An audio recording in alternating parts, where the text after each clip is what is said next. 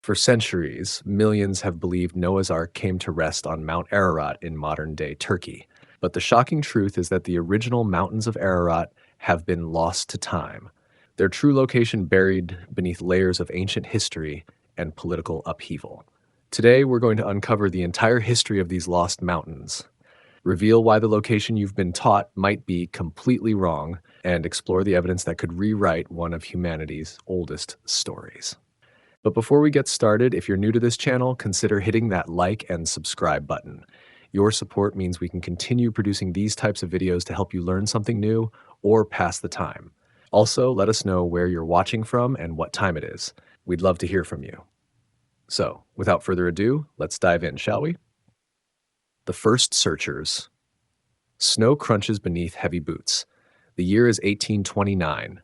And a young Russian soldier named Jacob Parrot stares up at the white peaks of Mount Ararat. His breath forms clouds in the thin air. Behind him, his companions question the wisdom of this climb. Above them, the mountain waits. Parrot becomes the first recorded person to reach Ararat's summit. His success opens a door that will never close. Word spreads across Europe about the mountain where Noah's Ark might rest. The idea captures minds and hearts in ways few stories can. The 19th century brings a wave of explorers to this remote corner of the Ottoman Empire. They arrive with different backgrounds but share one burning question. Could the biblical ark still exist on these slopes? Some come as scientists, others as adventurers. Many carry deep religious faith that drives them forward despite obvious dangers. British diplomat James Bryce arrives in 1876 with careful plans and scholarly purpose. He studies maps, consults local guides, and prepares for months. French botanist Joseph Pitton de Tournefort had attempted the climb decades earlier but failed to reach the top. German naturalist Friedrich Parrot follows his brother's path in 1834, bringing scientific instruments and detailed journals. These early seekers faced challenges that would discourage most people. The Ottoman authorities view foreign explorers with suspicion. Local Kurdish tribes control the lower slopes and demand payment for safe passage. The mountain itself presents constant threats, sudden storms, hidden crevasses, and altitude sickness that can leave climbers confused and weak. Weather on Ararat changes without warning. Morning sunshine gives way to afternoon blizzards. Temperatures drop 40 degrees in hours. The wind carries ice crystals that cut exposed skin. Climbers must carry everything they need because no rescue exists if something goes wrong. Religious motivation pushes many explorers beyond reasonable limits. They believe finding the Ark would prove biblical truth to a world growing more skeptical. Darwin's theories challenge traditional beliefs about creation. Scientific discoveries question the literal truth of ancient texts. These climbers seek physical evidence to support their faith. The mountain tests each person differently. Some turn back at the first sign of difficulty. Others push forward despite clear warnings. Russian officer Hermann Abich makes multiple attempts in the 1840s, mapping the mountain's geology while searching for wooden remains. His careful observations lay groundwork for future expeditions. Local Armenian communities hold deep beliefs about the Ark's presence on Ararat. They share stories passed down through generations about shepherds who glimpsed wooden beams high on the mountain. These tales fuel the explorers' hope while adding layers of mystery to their quest. Communication proves difficult between foreign visitors and local guides. Misunderstandings about routes, weather, and costs create tension. Some expeditions fail before they truly begin because of these basic problems. Others succeed despite poor planning through luck and determination. The early searchers establish patterns that future expeditions will follow. They approach from the southern slopes, which offer the gentlest gradient. They rely on local knowledge while bringing European equipment. They document everything they see, creating records that others will study and debate for decades. Each expedition adds to the growing mythology around Ararat. Success stories inspire new attempts. Failures become cautionary tales that few seem to heed. The mountain's reputation grows with each passing year, drawing more seekers to its slopes. Money becomes a constant concern for these early explorers. Organizing an expedition requires funds for travel, equipment, guides, and bribes to local officials. Some climbers mortgage their homes or seek wealthy patrons. Others arrive with minimal resources and hope to make do through ingenuity. The search for Noah's Ark transforms from scholarly curiosity to popular obsession. Newspaper reports about expeditions reach audiences across Europe and America. Publishers commission books about the adventures. The mountain enters popular culture as a symbol of mystery and divine presence. These first searchers create the foundation for everything that follows. Their accounts inspire future generations of Ark hunters. Their methods become templates for later expeditions. Their failures provide lessons about the mountain's dangers. Their successes prove that reaching the summit is possible, even if finding the Ark remains elusive. The 19th century ends with Ararat firmly established as the focus of biblical archaeology. The mountain has revealed some of its secrets to these early climbers while keeping its greatest mystery hidden. Their courage and curiosity set the stage for even more dramatic adventures to come. Ararat's shadow. The mountain rises from the Armenian plateau like a sleeping giant. Two peaks crown its massive bulk. Greater Ararat reaching 16,945 feet into the sky, and Lesser Ararat standing beside it at 12,782 feet. Together, they dominate the horizon for 100 miles in every direction. Ancient peoples saw divine power in Ararat's imposing presence. The mountain stands alone, not part of any range, making it visible from vast distances. Its snow-covered summit catches the first light of dawn and holds the last glow of sunset. This isolation creates an aura of otherworldly significance. Volcanic activity shaped Ararat over millions of years. The mountain last erupted in 1840, sending tremors across the region and reminding everyone of the forces sleeping beneath its peaceful exterior. Steam vents still warm some areas near the summit, creating pockets of melted snow even in winter. The mountain's name carries different meanings across cultures. Armenians call it Masis, honoring an ancient king. Turks know it as Ararat, meaning mountain of pain. Kurdish people refer to it as Chiaye Agiri, fiery mountain. Each name reflects how different groups experience this towering presence. Ararat's slopes tell geological stories spanning eons. The lower elevations show evidence of ancient settlements, scattered pottery, and stone tools. Higher up, volcanic rock dominates the landscape. Near the summit, glacial ice preserves whatever lies beneath in frozen silence. Weather patterns around Ararat create a unique environment. The mountain generates its own climate, pulling moisture from passing clouds and creating sudden storms. Temperatures can vary 50 degrees between base and summit. These conditions make the mountain both beautiful and treacherous. Armenian culture places Ararat at the center of national identity. The mountain appears on the country's coat of arms despite lying within Turkish borders. Armenian poets write about its beauty. Artists paint its changing moods. Families pass down stories about ancestors who lived in its shadow. The mountain's spiritual significance extends beyond Christianity. Local shamanic traditions honored Ararat long before Abrahamic religions arrived. Zoroastrian texts mention the mountain's sacred nature. Islamic scholars debate whether the Ark landed here or on another peak entirely. Ararat's ecosystem changes dramatically with altitude. Fertile valleys at the base support agriculture and small communities.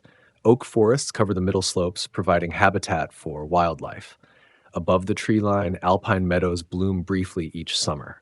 The summit zone remains locked in permanent winter. The mountain serves as a natural border between Turkey and Armenia. This political division adds complexity to any exploration. Permits required from Turkish authorities. Armenian claims to the mountain create diplomatic tensions. The border remains heavily monitored by both nations. Local communities have adapted to life in Ararat's shadow over centuries. They know the mountain's moods, can read weather signs, and understand seasonal patterns. Their knowledge proves invaluable to visiting explorers, though language barriers often complicate communication. The mountain's water sources flow in all directions, feeding rivers that nourish 3 countries. The Arax River begins here, flowing east toward the Caspian Sea. Other streams flow north into Georgia and south into Turkey. This makes Ararat a geographic as well as spiritual center. Ararat's magnetic field shows unusual properties that some connect to its legendary significance. Compass readings can be unreliable in certain areas. Electronic equipment sometimes malfunctions near the summit.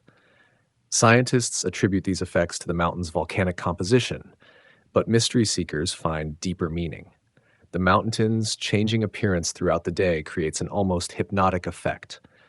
Morning light reveals every detail of its ridges and valleys. Afternoon clouds often obscure the summit. Evening alpenglow transforms the snow into shades of pink and gold. Night brings crystalline clarity under star-filled skies. Ararat's shadow extends far beyond its physical presence. The mountain influences weather patterns across the region. Its bulk affects wind currents and precipitation. Surrounding areas experience microclimates created by the mountain's interference with normal atmospheric flow.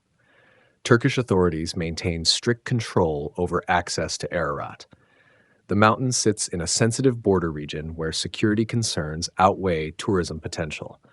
Military checkpoints monitor approaches. Climbing permits require extensive paperwork and official approval. These restrictions add to the mountain's mystique. The mountain's geological instability creates ongoing risks for climbers. Rockfall threatens lower slopes, crevasses hide beneath snow bridges, avalanches can sweep down without warning.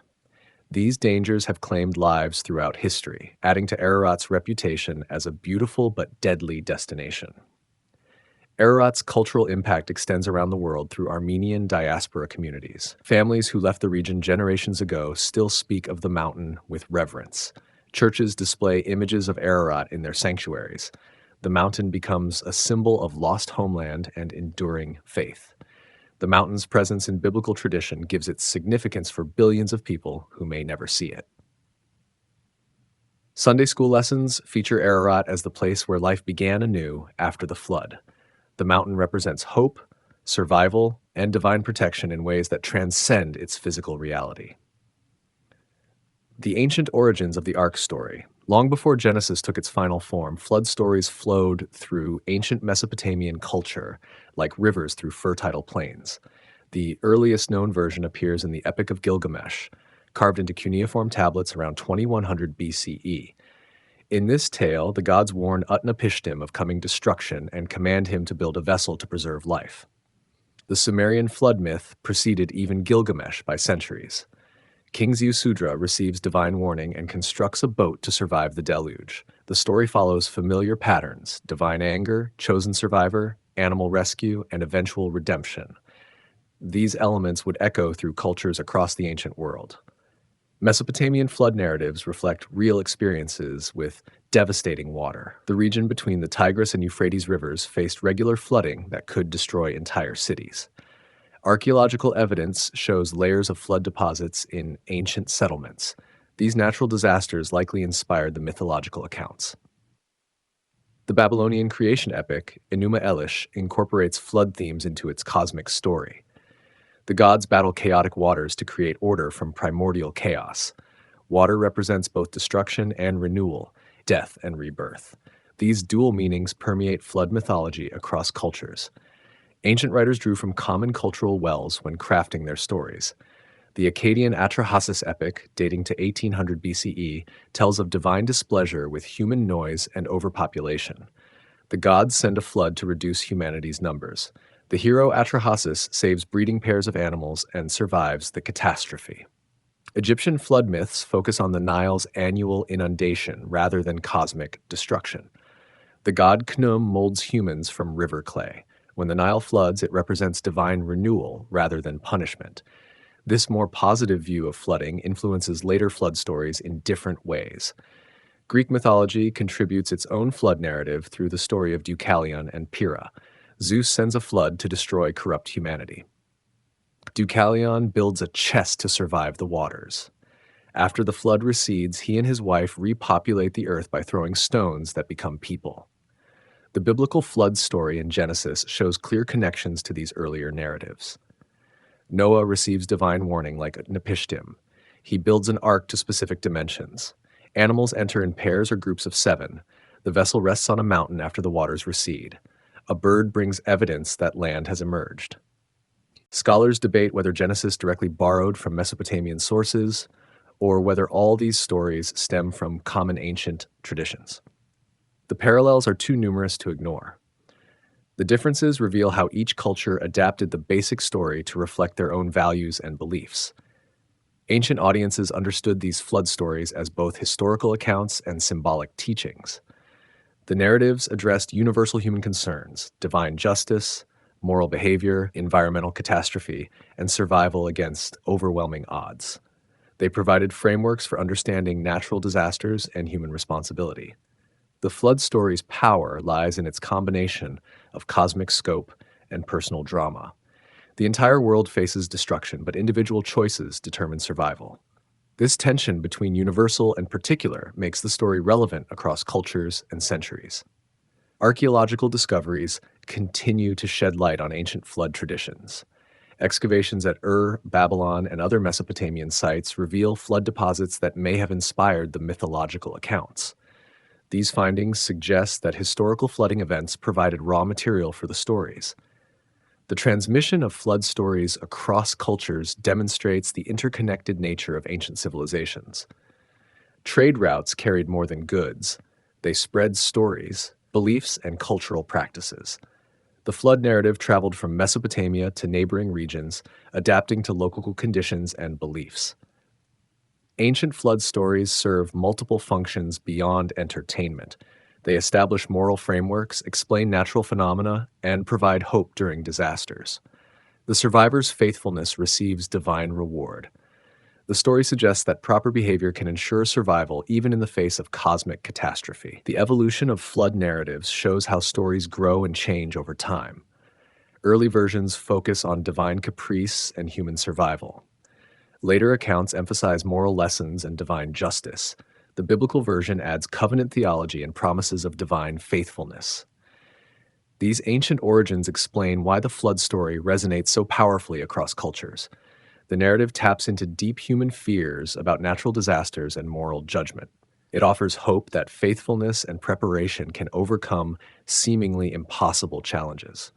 The Mesopotamian background of the flood story doesn't diminish its significance for later religious traditions. Instead, it demonstrates how ancient peoples grappled with similar questions about divine justice, human responsibility, and survival in an uncertain world. The story's enduring power lies in its ability to address these universal concerns. Understanding these ancient origins helps explain why Mount Ararat became associated with the flood story. The mountain's imposing presence and location in a region familiar with flood traditions made it a natural choice for where the ark might have landed. The story's ancient roots give it authority that continues to inspire modern searchers. The power of the biblical narrative. The book of Genesis presents the flood account with stark simplicity that belies its profound impact. God sees human wickedness and decides to cleanse the earth with water. Noah alone finds favor in divine eyes. The chosen man builds an ark according to precise specifications, gathers animals, and rides out the storm that destroys all other life. This narrative becomes foundational for three major world religions. Judaism, Christianity, and Islam all honor Noah as a righteous man who preserved life through divine guidance. The story appears in the Torah, the Christian Bible, and the Quran. Each tradition emphasizes different aspects while maintaining the core elements. Early Christian writers saw the flood story as prefiguring salvation through Jesus Christ. The ark represents the church, providing safety for believers while the world faces judgment. The dove that returns with an olive branch symbolizes the Holy Spirit bringing peace. These interpretations give the story layers of meaning beyond its surface narrative. Medieval scholars treated the flood account as literal historical fact. They calculated the ark's dimensions, debated how all animals fit inside, and wondered about practical details like waste disposal and fresh water storage. These questions drove scholarly investigation and creative problem solving for centuries. The Protestant Reformation emphasized biblical literalism in ways that elevated the flood story's importance. Reformers argued that Scripture contained scientific as well as spiritual truth. If the Bible said the flood covered the whole earth, then geological evidence should support that claim. This perspective would drive centuries of ark seeking. Enlightenment thinkers challenged the flood story's literal interpretation. Voltaire mocked the idea that Noah could gather animals from every continent. Geologists found no evidence for a worldwide flood. These criticisms forced religious thinkers to defend the narrative's historical accuracy or reinterpret its meaning. The 19th century brought new pressures on traditional flood interpretations. Charles Darwin's theory of evolution questioned whether all species could have descended from Ark survivors. Geological discoveries revealed Earth's ancient age and complex history. Anthropologists found flood myths in many cultures, suggesting the story wasn't unique to biblical tradition. These challenges strengthened rather than weakened some believers' commitment to the flood story's literal truth. If scientific evidence contradicted biblical accounts, then the evidence must be wrong or incomplete. This perspective motivated expeditions to find the Ark as proof of Scripture's accuracy. The flood story's moral dimensions gave it power beyond historical questions. The narrative presents clear consequences for human behavior.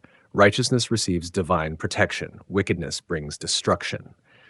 These themes resonate across cultures and centuries, making the story relevant to each generation.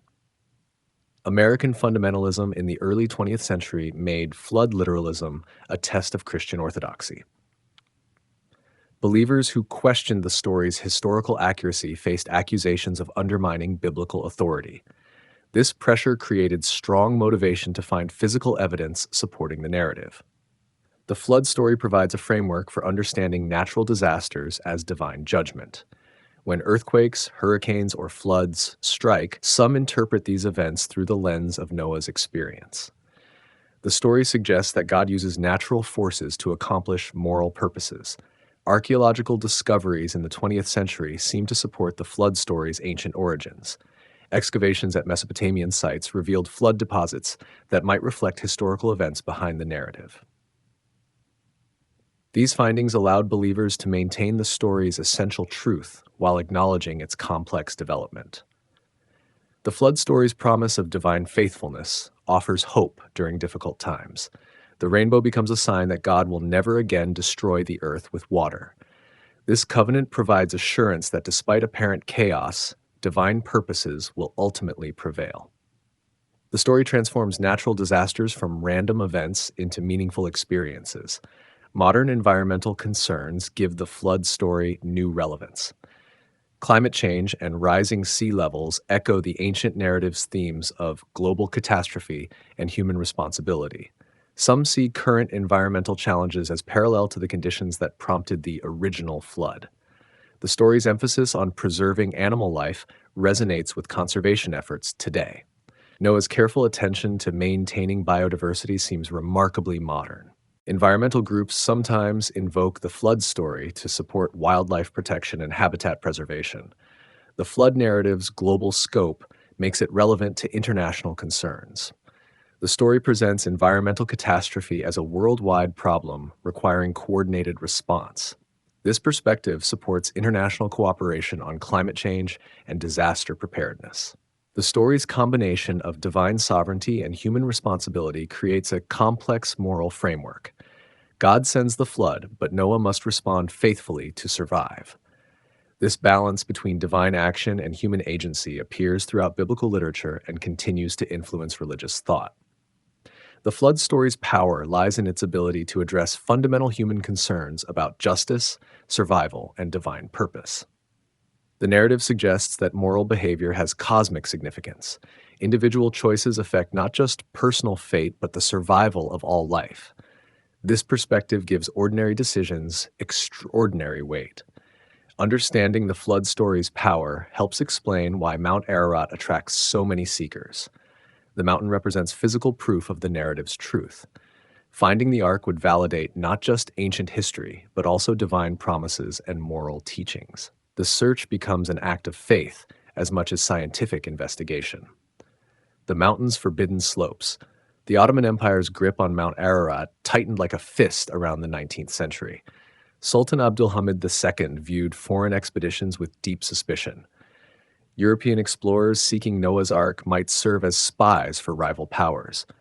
The mountain's strategic location near Russian and Persian borders made every climbing permit a potential security risk. Ottoman officials demanded extensive documentation from would-be climbers. They required detailed itineraries, equipment lists, and explanations for every piece of scientific equipment. Local governors could deny access without explanation. These bureaucratic barriers discouraged many expeditions, while enriching corrupt officials who demanded bribes for cooperation. The Russo-Turkish Wars of 1877 to 1878 transformed the region into a military zone. Russian forces advanced toward Ararat while Ottoman troops fortified defensive positions. The mountain became a battlefield rather than a destination for biblical archaeology. Explosive shells replaced scientific instruments on the slopes. Armenian communities caught between warring empires faced terrible consequences. The Ottoman government suspected Armenian Christians of supporting Russian Orthodox armies. Massacres in 1895 and 1896 targeted Armenian villages near Ararat. The mountain slopes ran red with blood instead of providing sanctuary for scientific exploration. Border tensions created a maze of restrictions that changed without notice. Areas open to climbers one month became military zones the next. Turkish authorities might arrest expeditions for crossing invisible lines or entering forbidden valleys. The mountain's political landscape proved more treacherous than its physical terrain. Kurdish tribal leaders controlled access routes to Ararat's base. They demanded tribute from passing expeditions and provided guides who knew secret paths. These tribal relationships operated outside official Ottoman control, creating parallel systems of permission and protection. Climbers needed approval from both government officials and tribal chiefs. The British Empire's interest in the region added another layer of complexity. Britain wanted to prevent Russian expansion toward India. Supporting expeditions to Ararat might serve strategic purposes while advancing biblical archaeology. Turkish officials suspected every British climber of carrying intelligence-gathering missions disguised as scientific research. German influence in the Ottoman Empire created new diplomatic pressures. Kaiser Wilhelm II's friendship with Sultan Abdulhamid II opened opportunities for German expeditions while closing doors for other Europeans. The mountain became a pawn in the complex game of European power politics. The Young Turk Revolution of 1908 initially promised more liberal policies toward foreign researchers. New leaders spoke of modernizing the empire and welcoming scientific investigation. However, practical changes came slowly. Local officials continued old practices while waiting for clear signals from Constantinople. The First World War effectively closed Ararat to foreign expeditions. The mountain sat in the heart of the Russian-Turkish battleground. Armenian deportations emptied the region of people who might have guided climbing expeditions. The war's devastation made survival more important than archaeological discovery. Post-war boundary changes created new complications. The Treaty of Sèvres initially granted Mount Ararat to Armenia. Turkish forces under Mustafa Kemal rejected this arrangement and reclaimed the mountain. The Treaty of Lausanne in 1923 confirmed Turkish sovereignty, but Armenian claims never fully disappeared. The new Turkish Republic maintained strict control over Ararat. Kemal Ataturk's government emphasized secular nationalism over religious considerations. Officials worried more about Kurdish separatism and Armenian irredentism than biblical archaeology. The mountain remained off-limits to most foreign researchers. Soviet control of eastern Armenia created additional border tensions. The mountain now stood between NATO member Turkey and the Soviet Union. Cold War security concerns trumped scientific curiosity. American expeditions faced particular scrutiny due to their country's membership in the Western Alliance. Military checkpoints multiplied around Ararat during the Cold War. Soldiers inspected every vehicle approaching the mountain. Telephoto lenses and radio equipment attracted special attention. The simple desire to search for Noah's Ark became entangled with international espionage concerns. Kurdish insurgency in southeastern Turkey added new layers of restriction. The PKK's armed campaign against Turkish forces made the entire region dangerous for civilians. Military operations around Ararat created no-go zones that changed location without warning. Climbers might find themselves caught between opposing forces. The mountain's forbidden nature only increased its mystique. Restricted access made every expedition seem more valuable. Climbers who reached the summit despite official obstacles became heroes to supporters back home. The difficulty of getting permission made any discoveries seem more significant. Turkish authorities developed complex permit systems that few understood completely. Application processes required months of preparation and substantial fees. Approved expeditions faced constant supervision by government officials. These restrictions filtered out casual climbers while allowing only the most determined seekers to proceed. The mountain's political significance extended beyond its physical presence. Ararat appeared on Armenian currency and national symbols despite lying within Turkish borders. This symbolic importance made Turkish authorities even more sensitive about foreign activities on the mountain. International pressure sometimes opened temporary windows for research. UNESCO's interest in the region or diplomatic negotiations might create opportunities for scientific expeditions. However, these openings rarely lasted long. Political tensions would resurface and close access again. The mountain's forbidden slopes attracted more attention than open access might have generated. Restrictions created publicity that drew international interest. Every denied expedition became a news story. The mountain's political inaccessibility made it more famous than scientific accessibility might have achieved. James Bryce and the Timber on the Mountain. The summer of 1876 finds James Bryce, distinguished British politician and historian, staring up at Mount Ararat's snow-covered peaks. Unlike previous climbers driven by religious fervor, Bryce approaches the mountain with scholarly skepticism. His goal is scientific observation, not biblical confirmation. This difference in motivation will make his discovery all the more significant. Bryce brings impressive credentials to his expedition. He serves as a member of Parliament and holds a professorship in civil law at Oxford University.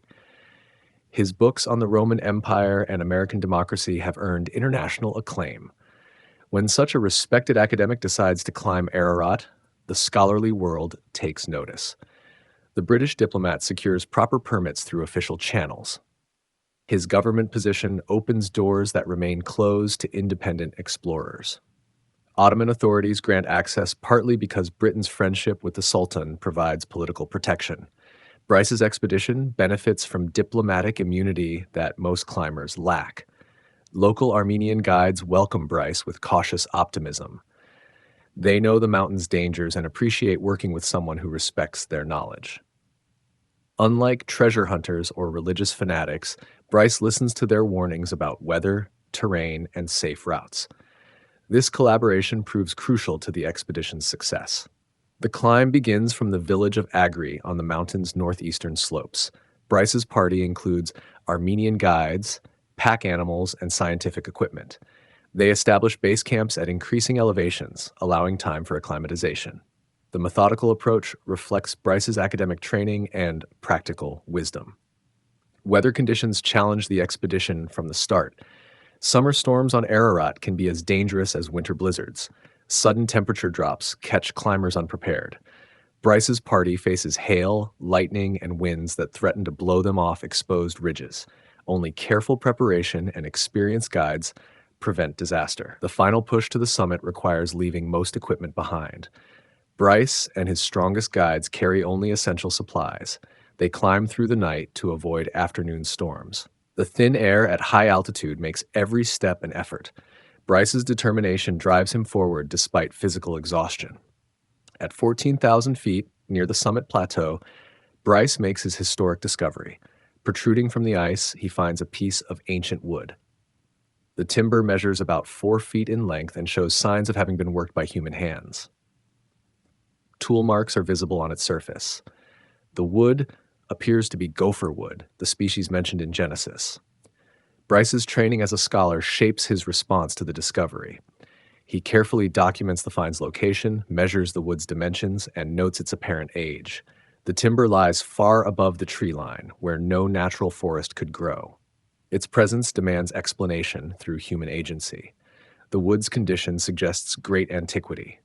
Centuries of freezing and thawing have darkened its surface. The high altitude and dry conditions have preserved it remarkably well. Bryce estimates it could be thousands of years old, though precise dating methods don't exist in 1876. Bryce collects samples of the wood for future analysis. He wraps the pieces carefully and documents their exact location on the mountain. These samples will undergo examination by experts in London. The scientific approach distinguishes Bryce's discovery from previous claims based on visual sightings alone. The descent from Ararat proves as challenging as the ascent. Afternoon storms create dangerous conditions on the exposed upper slopes. Bryce's party moves carefully to avoid slipping on ice-covered rocks. The precious wood samples add weight to their packs but receive careful protection throughout the descent. News of Bryce's discovery spreads rapidly through telegraph networks. European newspapers report the find with varying degrees of skepticism and excitement. Religious publications hail it as proof of biblical accuracy. Scientific journals await more detailed analysis before drawing conclusions. Bryce's reputation lends credibility to the discovery that previous claims lacked. His political position and academic standing make it difficult to dismiss the find as fantasy or fraud. Even skeptics acknowledge that Bryce wouldn't risk his reputation on a hoax. The discovery demands serious consideration from the scholarly community. Laboratory analysis of the wood samples yields intriguing results. The timber appears to be gopher wood, consistent with biblical accounts. Its age cannot be determined precisely, but it clearly predates any known human activity in the region. The tool marks suggest deliberate shaping for construction purposes. The discovery's implications extend beyond biblical archaeology. If the wood represents part of Noah's Ark, it provides physical evidence for the flood narrative. This would support biblical literalism at a time when scientific discoveries challenge traditional religious beliefs. The stakes couldn't be higher for both religious and secular communities. Bryce himself remains cautiously optimistic about the discovery's significance. He avoids claiming definitive proof of the Ark's existence while acknowledging the wood's mysterious presence. This scholarly restraint enhances rather than diminishes the discovery's credibility. The find ignites new interest in Ararat exploration. Bryce's success proves that systematic scientific investigation can yield results. His methods become a model for future expeditions. The discovery also establishes that ancient wooden artifacts can survive in the mountain's harsh environment. Critics question whether the wood really comes from Noah's Ark. They suggest alternative explanations: ancient settlements, medieval pilgrimage sites, or more recent construction projects. However, the wood's location far above any known human habitation makes these theories difficult to support. Bryce's discovery marks a turning point in Ararat exploration. Previous expeditions relied on faith and hope. Bryce demonstrates that scientific methods can produce tangible results. His success inspires a new generation of explorers who combine religious conviction with scholarly rigor. The wood samples become famous artifacts in their own right. Museums display them as possible relics of Noah's Ark. The discovery transforms Bryce from a respected academic into a biblical archaeology pioneer. His name becomes permanently associated with the search for Noah's Ark. The discovery's long-term impact extends far beyond 1876. Bryce's success provides encouragement for future expeditions. The wood samples offer hope that larger portions of the Ark might survive. The mountain's reputation as a repository of biblical artifacts grows stronger with each passing year. The surge of the 20th century. The new century dawns with expeditions to Mount Ararat multiplying like spring flowers after rain. The 1900s bring improved transportation, better equipment, and growing public fascination with biblical archaeology. What began as isolated scholarly ventures transforms into a popular movement that captures imaginations across continents. Steamship travel makes the journey to Turkey faster and more comfortable than ever before. Railroad lines extend closer to Ararat, reducing the overland portion of the trip. Telegraph communications allow expedition leaders to coordinate with supporters back home. These technological advances lower barriers that previously limited access to the mountain. American interest in the Ark search explodes after 1900. Protestant denominations fund expeditions as part of their missionary work. Bible colleges organize student trips to the Holy Land that include attempts on Ararat. The mountain becomes a pilgrimage destination for American Christians seeking to strengthen their faith through physical evidence. The Wright brothers' successful flight in 1903 opens new possibilities for Ararat exploration. Aviation pioneers dream of flying over the mountain to spot the Ark from above. Early aircraft lack the altitude capability to clear Ararat's peaks, but the potential for aerial reconnaissance captures public imagination. World War I brings unexpected opportunities for Ark research. Military pilots flying missions over the region report strange formations on Ararat's upper slopes. Russian aviator Vladimir Roskowitsky claims to see a large wooden structure near the summit in 1917. His account electrifies believers and skeptics alike. The war's chaos prevents immediate investigation of Roskowitsky's sighting. Russian forces collapse as the Bolshevik Revolution consumes the empire. Turkish armies reclaim territory lost to Russian advances. The mountain becomes a battleground rather than a research site. Roskowitsky's story remains unverified but unforgotten. Post-war Turkey's new government under Mustafa Kemal creates fresh challenges for foreign expeditions. The secular republic wants to modernize and westernize but remains suspicious of foreign motives. Christian expeditions seeking Noah's Ark face particular scrutiny from officials promoting Turkish nationalism. The 1920s bring a wave of American expeditions funded by wealthy industrialists and religious organizations. These well-equipped ventures carry the latest camping gear, photographic equipment, and scientific instruments. Radio communications allow real-time contact with the outside world. The expeditions resemble military operations more than scholarly research. Oriental Institute archaeologist James Henry Breasted leads several expeditions in the 1920s. His scholarly reputation and University of Chicago affiliation provide credibility that previous searches lacked. Breasted's systematic approach to the mountain establishes new standards for scientific investigation. The introduction of motion picture cameras transforms Ararat expeditions into entertainment spectacles. Filmmakers accompany climbing parties to document their adventures. These movies bring the mountain's majesty and danger into theaters across America. The visual medium makes the search for Noah's Ark more compelling than ever. Radio broadcasts from Ararat expeditions create new forms of public engagement. Listeners at home can follow the action as it unfolds. These broadcasts make the mountain seem more accessible while emphasizing its exotic dangers. The technology bridges the gap between ancient biblical stories and modern scientific investigation. The Great Depression temporarily reduces the number of private expeditions to Ararat. Economic hardship forces many would-be explorers to postpone their plans. However, the period also produces some of the most determined and resourceful Ark hunters. These individuals overcome financial obstacles through creativity and persistence. Soviet control of eastern Armenia creates new complications for Ararat access. The mountain now sits directly on the border between Turkey and the USSR. Cold War tensions make any expedition a potential international incident. American climbers face particular scrutiny from both Turkish and Soviet authorities. The 1930s see the emergence of more sophisticated hoaxes and fraudulent claims. As public interest in the Ark grows, so does the temptation to manufacture evidence. Fake photographs, planted artifacts, and fabricated witness accounts complicate legitimate research. The challenge of separating truth from fiction becomes increasingly difficult. Aviation advances finally make aerial reconnaissance of Ararat possible. Pilots can now fly high enough to photograph the entire mountain from above. These flights produce thousands of images that researchers analyze for signs of the Ark. The systematic aerial survey approach revolutionizes the search methodology. The development of better climbing equipment makes Ararat more accessible to amateur expeditions. Improved boots, ropes, and cold weather gear reduce the technical barriers to reaching the summit.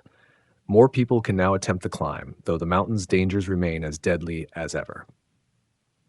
Archaeological discoveries in Mesopotamia provide new context for the flood story. Excavations at Ur, Babylon, and other sites reveal ancient flood deposits that may correlate with biblical accounts. These findings lend scientific support to the idea that the flood story has historical basis. The rise of fundamentalist Christianity in America creates a large audience eager for physical proof of biblical truth. The Scopes trial of 1925 highlights the tension between scientific and religious worldviews. Finding Noah's Ark becomes a way to demonstrate that science and scripture can coexist. National Geographic magazine begins covering Ararat expeditions in the 1930s. The publication's high-quality photography and scientific credibility bring the mountain to mainstream American audiences. Articles about the search for Noah's Ark become some of the magazine's most popular features. The approach of World War II brings a new urgency to Ararat research. Many expeditions rush to complete their work before international tensions make the region too dangerous. The mountain's strategic location near the Soviet border makes it a potential flashpoint in the coming conflict. By 1940, Mount Ararat has become one of the world's most famous mountains. The search for Noah's Ark attracts international attention and generates countless books, articles, and films. The mountain's reputation as a keeper of biblical secrets seems firmly established. The stage is set for even more dramatic discoveries in the decades ahead. The Ararat Anomaly. The year 1949 marks a turning point in the search for Noah's Ark. High above the Earth, a U-2 spine photographs Mount Ararat as part of routine intelligence gathering. The pilot has no interest in biblical archaeology. His mission focuses on Soviet military installations near the Turkish border. The camera records everything below with mechanical precision. Intelligence analysts studying the photographs notice something unusual on Ararat's northwest slope. At 15,500 feet elevation, a dark shape emerges from the ice and snow. The object appears artificial, too regular to be natural rock formation. Its dimensions suggest something enormous, possibly several hundred feet long. The Central Intelligence Agency classifies the photographs immediately. Cold War secrecy prevents public discussion of reconnaissance missions over sensitive border regions. The images remain locked in government vaults while analysts debate their significance. Some suggest the object could be aircraft wreckage. Others wonder if it might be something far older. Word of the mysterious photographs leaks slowly through intelligence networks. Former military personnel mention the discovery in private conversations. Religious publications begin reporting rumors of government cover-ups. The story takes on elements of conspiracy theory that complicate serious investigation. Additional reconnaissance flights over Ararat yield more photographs of the anomalous object. Different angles and lighting conditions reveal new details. The shape appears to be partially buried in glacial ice. Wooden beams seem visible at certain points. The object's location corresponds roughly with traditional accounts of the Ark's resting place. Military officials debate whether to investigate the object further. Ground expeditions would require cooperation from Turkish authorities and create diplomatic complications. The object's location in a militarily sensitive area makes access difficult. Political considerations outweigh scientific curiosity in government decision-making. The photograph's existence becomes public knowledge in the 1970s through Freedom of Information Act requests. Researchers studying government UFO files discover references to the Ararat anomaly. The images themselves remain classified, but their existence confirms decades of speculation about secret government knowledge. Analysis of the available photographs produces conflicting interpretations. Some experts identify natural geological features that could create the observed shadows and shapes. Others argue that the object's regularity suggests artificial origin. The debate continues without access to the original high-resolution images. Satellite technology in the 1960s provides new opportunities to study the Ararat anomaly. NASA's Landsat program captures images of the mountain that become publicly available. These photographs lack the resolution of classified spy satellite images, but offer clues about the mysterious object's nature and location. The anomaly's position on Ararat creates challenges for ground investigation. The northwest slope where it appears sits in an avalanche zone prone to sudden snowslides. Weather conditions at 15,500 feet elevation remain harsh throughout most of the year. The object lies well above normal climbing routes used by expedition teams. Computer enhancement of available photographs reveals additional details about the anomaly. Digital processing can highlight contrasts and clarify shapes that appear ambiguous in original images. These techniques suggest the presence of linear features that could represent constructed beams or planking.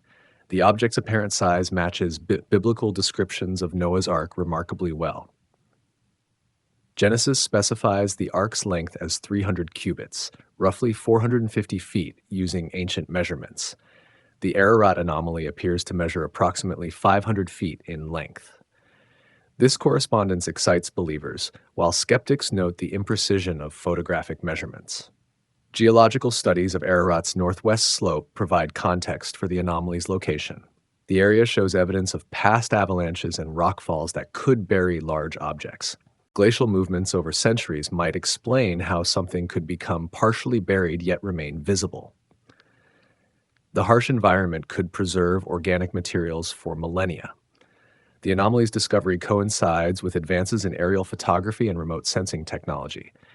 High-resolution cameras can now capture details invisible to earlier reconnaissance equipment. Infrared imaging reveals temperature differences that might indicate hollow spaces within buried objects. These tools offer new ways to study the mysterious formation. International tensions around the Cold War period limit scientific access to the anomaly site.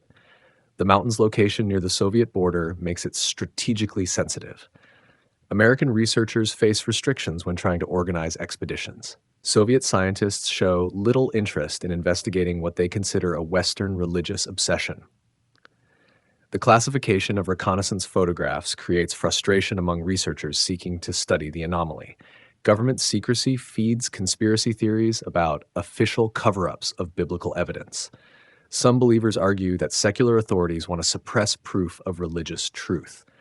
These tensions complicate rational discussion of the evidence. Commercial satellite imagery becomes available in the 1980s, offering new opportunities to study the Ararat anomaly. Private companies can now provide photographs with resolution approaching military reconnaissance standards. This democratization of satellite technology reduces dependence on classified government sources. The anomaly's fame spreads through popular culture during the 1970s and 1980s. Television documentaries feature the mysterious object as possible evidence of Noah's Ark. Books about ancient mysteries include chapters on the Ararat anomaly. The story captures public imagination in ways that government secrecy only enhances. Scientific expeditions to investigate the anomaly face enormous logistical challenges. The object's high-altitude location requires specialized mountaineering skills and equipment. Turkish permits for climbing in the sensitive border zone remain difficult to obtain. Weather windows for safe access occur only during brief periods each year. The anomaly's appearance changes over time as glacial conditions shift. Some photographs show more of the object exposed, while others reveal it nearly buried under fresh snow. These variations suggest that the mysterious formation lies at the mercy of natural forces that could eventually destroy or completely hide it. Modern GPS technology allows precise location of the anomaly using coordinates derived from satellite photographs. This capability enables expedition teams to navigate directly to the site rather than searching broad areas of the mountain. The technology transforms a general location into a specific target for investigation. The Ararat anomaly remains one of the most intriguing mysteries in biblical archaeology.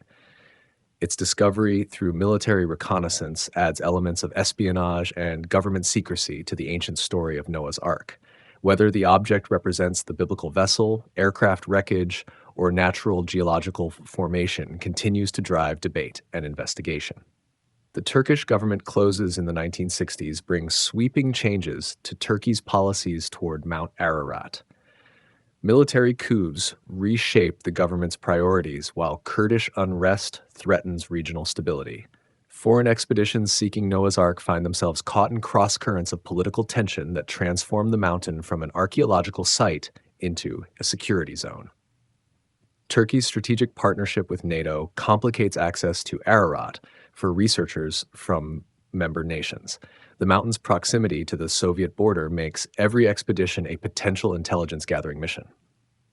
Turkish officials can no longer distinguish between biblical archaeologists and military reconnaissance teams disguised as religious researchers. The establishment of a restricted military zone around Ararat creates new bureaucratic obstacles. Climbing permits now require approval from multiple government agencies. Military commanders must review expedition plans alongside tourism officials. The process grows more complex with each passing year as security concerns multiply. Kurdish separatist activities in southeastern Turkey provide justification for increased military presence around Ararat. The PKK's armed campaign against Turkish forces makes the entire region dangerous for civilians. Government officials cite security concerns when denying permits to foreign expeditions, using insurgency as cover for broader access restrictions. Economic development projects near Ararat create additional complications for researchers. Dam construction and mining operations bring industrial activity to previously remote areas. These projects require security protection that extends to surrounding regions. The mountain finds itself encircled by restricted zones that have nothing to do with archaeology. Turkish authorities develop sophisticated background checks for expedition leaders seeking permits. Intelligence services investigate applicants' connections to foreign governments, religious organizations, and media outlets. The screening process can take years and often results in unexplained denials that leave researchers frustrated and suspicious. The growth of Turkish nationalism affects attitudes toward foreign claims about Ararat. Many Turks resent the implication that their mountain serves primarily as a repository for other cultures' religious artifacts. This sentiment influences policy decisions about research permits and creates additional barriers for international expeditions. Military intelligence monitoring of expedition communications creates an atmosphere of constant surveillance. Radio transmissions receive official attention that makes normal coordination difficult. Researchers must assume that authorities monitor all their activities, leading to self-censorship that hampers effective investigation. The Armenian diaspora's political activities complicate Turkish relations with Christian organizations seeking to explore Ararat. Official concern about Armenian territorial claims extends to religious groups that might support those claims. Expeditions with Armenian participants face particular scrutiny from security services. Border incidents between Turkey and Soviet forces increased tensions around Ararat throughout the 1970s. Each confrontation results in enhanced security measures that affect civilian access to the mountain. The political climate grows more restrictive as international tensions escalate. Environmental protection becomes a new justification for limiting access to Ararat. Turkish officials cite damage caused by previous expeditions when denying new permits. This rationale provides politically acceptable cover for security restrictions while appearing to serve conservation purposes. The Iranian Revolution of 1979 destabilizes the entire region and provides additional reasons for restricting access to Ararat. Refugee flows across the Turkish border create humanitarian emergencies that strain government resources. Military forces deploy to manage border security, making the mountain area even more sensitive. Drug trafficking through southeastern Turkey adds another security dimension to Ararat restrictions. The mountain's remote location makes it attractive to smugglers moving narcotics from Afghanistan through Turkey to European markets. Government forces conducting anti-drug operations view any unusual activity with suspicion. Tourism development efforts around Ararat create conflicts between economic and security interests. Local officials want to promote the mountain as a climbing destination, while military commanders insist on maintaining tight access controls. These competing priorities result in inconsistent policies that confuse potential visitors. The rise of Islamic fundamentalism in the region influences government attitudes toward Christian expeditions. Officials worry that foreign religious activities might provoke sectarian tensions in ethnically diverse southeastern Turkey. Expeditions seeking Noah's Ark represent exactly the kind of activity that could inflame religious differences. International media attention on Ararat expeditions creates political pressure that Turkish authorities prefer to avoid. Publicity about government restrictions generates criticism from religious freedom advocates and biblical archaeology supporters. Officials find it easier to deny permits than to defend their decisions publicly. The establishment of emergency rule in southeastern Turkey during the 1980s provides legal framework for comprehensive access restrictions. Military governors can deny permits without explanation and restrict movement throughout the region. These emergency powers remain in effect long after the immediate crisis that prompted their implementation. Technological advances in surveillance allow Turkish authorities to monitor Ararat more effectively than ever before. Radar installations track aircraft approaching the mountain, while electronic sensors detect unauthorized ground movement. This comprehensive monitoring system makes clandestine expeditions nearly impossible. The end of the Cold War in 1989 might have been expected to reduce restrictions around Ararat. However, the breakup of the Soviet Union creates new instabilities that Turkish officials cite when maintaining tight security. The mountain remains as restricted as ever, despite the disappearance of the original threat. European Union membership negotiations require Turkey to demonstrate respect for religious freedom and academic research. However, security exceptions allow continued restrictions on activities deemed potentially dangerous. Ararat expeditions fall into gray areas where security trumps religious liberty. The Kurdistan Workers' Party conflict intensifies throughout the 1990s, providing ongoing justification for maintaining military restrictions around Ararat. Counterinsurgency operations create no-go zones that change location without warning. Expedition teams might find their approved routes suddenly off-limits due to military activities. Modern communication technology allows Turkish authorities to monitor expedition activities more closely than ever. Satellite phones, GPS devices, and internet communications provide real-time intelligence about foreign activities on the mountain. This comprehensive surveillance creates an environment where privacy becomes impossible. The September 11th, 2001 attacks in America provide new justification for restricting foreign activities near sensitive border areas. Counterterrorism concerns affect all international travel, but mountaineering expeditions in remote border regions face particular scrutiny. The security environment becomes more restrictive despite the absence of direct threats. Turkish control over Ararat access remains absolute as the 21st century progresses. Political conditions that initially motivated restrictions have changed, but the bureaucratic machinery of control persists. The mountain's forbidden nature becomes self-perpetuating as officials prefer maintaining restrictions to risking the unknown consequences of opening access. The legendary George Hagopian. In the summer of 1902, a 10-year-old Armenian boy named George Hagopian climbs Mount Ararat with his uncle. They ascend beyond the snow line, past the point where most expeditions turn back. Near the summit, the boy sees something that will haunt him for the rest of his life.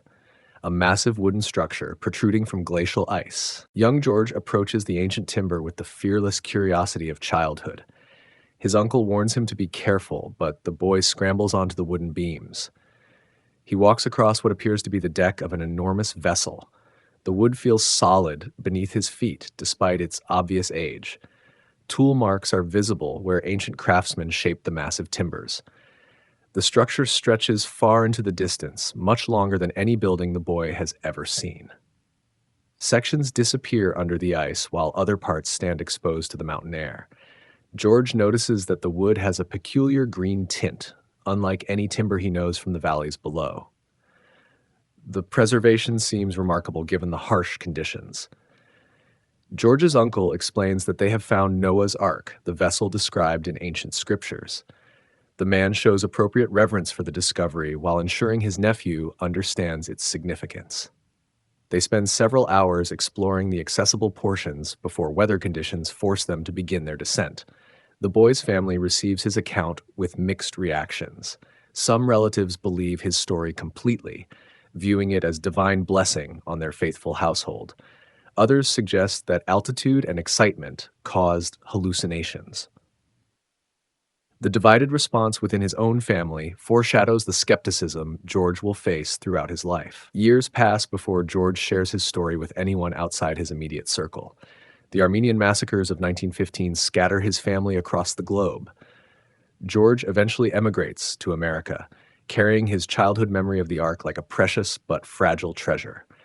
The story becomes part of his identity as an Armenian refugee.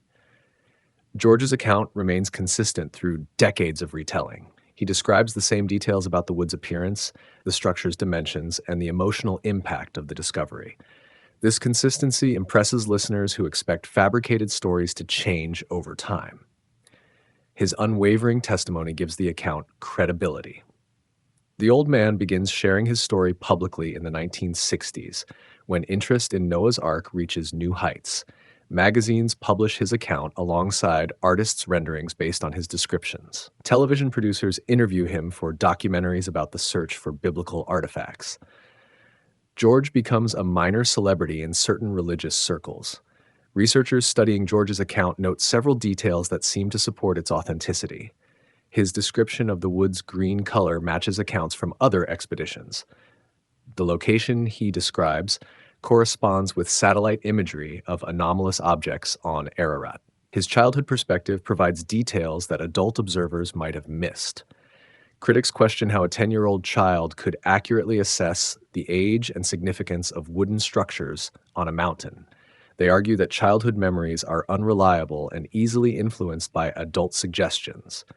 Some suggest that George may have seen natural rock formations that his imagination transformed into artificial structures. George's Armenian heritage adds cultural context to his story that resonates with many believers. Armenians have maintained strong traditions about the Ark's presence on their ancestral mountain. His account fits within this cultural framework while providing specific personal details that general folklore lacks. The timing of George's public disclosure coincides with renewed interest in Ararat exploration during the 1960s and 1970s. His story provides encouragement for expeditions seeking physical evidence of the Ark. Publishers and filmmakers find his personal narrative more compelling than dry academic discussions about archaeological possibilities. George's advanced age, when he begins telling his story publicly, raises questions about memory reliability. Decades have passed since his childhood experience on Ararat. Skeptics note that elderly memories often blend fact with fiction in ways that the narrator doesn't recognize. However, supporters point to the story's consistent details as evidence of genuine experience. The lack of physical evidence from George's 1902 encounter frustrates both believers and skeptics. The boy brought no photographs or samples from the site. His uncle, who could have corroborated the story, died during the Armenian genocide. George stands alone as witness to one of the most significant archaeological discoveries in history. Modern expeditions attempt to verify George's account by locating the site he described. GPS coordinates derived from his narrative guide search teams to specific areas of the mountain. However, glacial movement over a century could have buried or destroyed the structures he claimed to see. The physical evidence remains elusive. George's story influences popular culture representations of Noah's Ark throughout the late 20th century. Movies and television shows incorporate details from his account when depicting the Ark's appearance and location. His narrative helps shape public expectations about what searchers might find on Ararat. The psychological impact of George's story extends beyond its literal truth or falsehood. His account provides hope for believers that physical evidence of biblical events can still be discovered. The story transforms abstract faith into concrete possibility. This inspirational power explains much of the narrative's enduring appeal. George's detailed descriptions of the Ark's construction provide material for theological discussions about the vessel's design. His account of walking on the deck gives believers a tangible connection to the biblical narrative. The story bridges the gap between ancient text and modern experience in ways that resonate with religious audiences. Academic researchers approach George's story with professional skepticism while acknowledging its cultural significance. The account represents an important example of how personal testimony shapes religious belief. Whether literally true or imaginatively constructed, the narrative reveals deep human needs for physical connection to spiritual truths.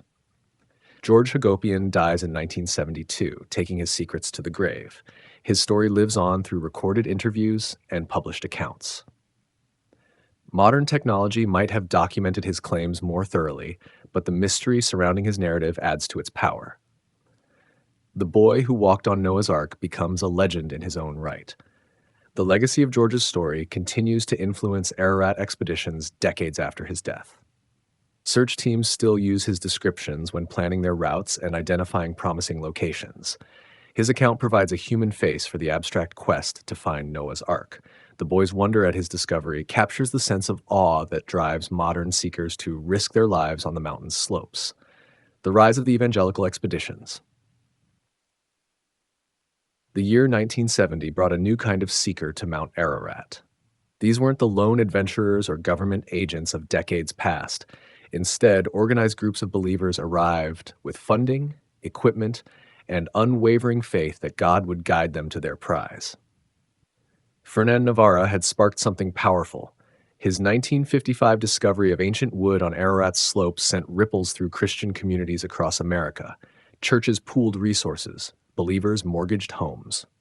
The faithful saw this as their moment to prove what they'd always known in their hearts. The Search Foundation formed in 1973, led by explorer John Morris. Morris brought scientific credentials and evangelical passion together. He recruited geologists, archaeologists, and mountaineers who shared his vision. Their expeditions weren't casual weekend trips. These were military-style operations with radio equipment, climbing gear, and detailed maps. Summer after summer, teams ascended Ararat's treacherous slopes. They carried metal detectors, cameras, and sample bags. Each expedition cost thousands of dollars. Donors gave willingly, believing their contributions would fund the discovery of the century. The expeditions faced immediate challenges. Turkish authorities watched their every move.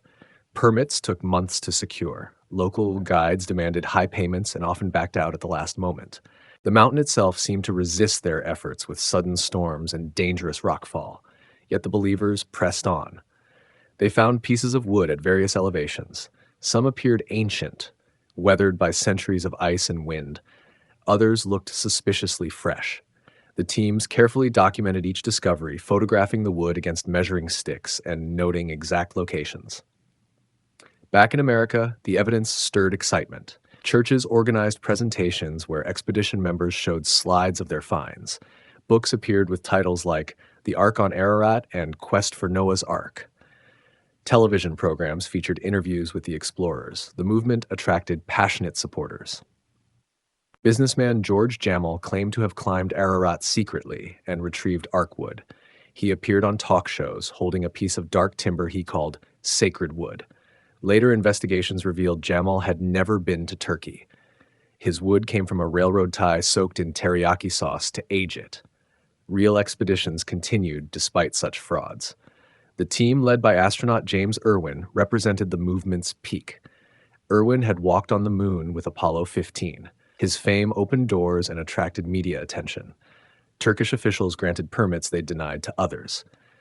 Irwin's 1982 expedition brought sophisticated equipment up Ararat's slopes. They used ground-penetrating radar to scan beneath the ice. Cameras recorded every step of their journey. The team found wooden beams buried in glacial ice near the summit. The discovery sent shockwaves through the Christian world. Here was physical evidence from the very place the Bible said Noah's Ark had come to rest.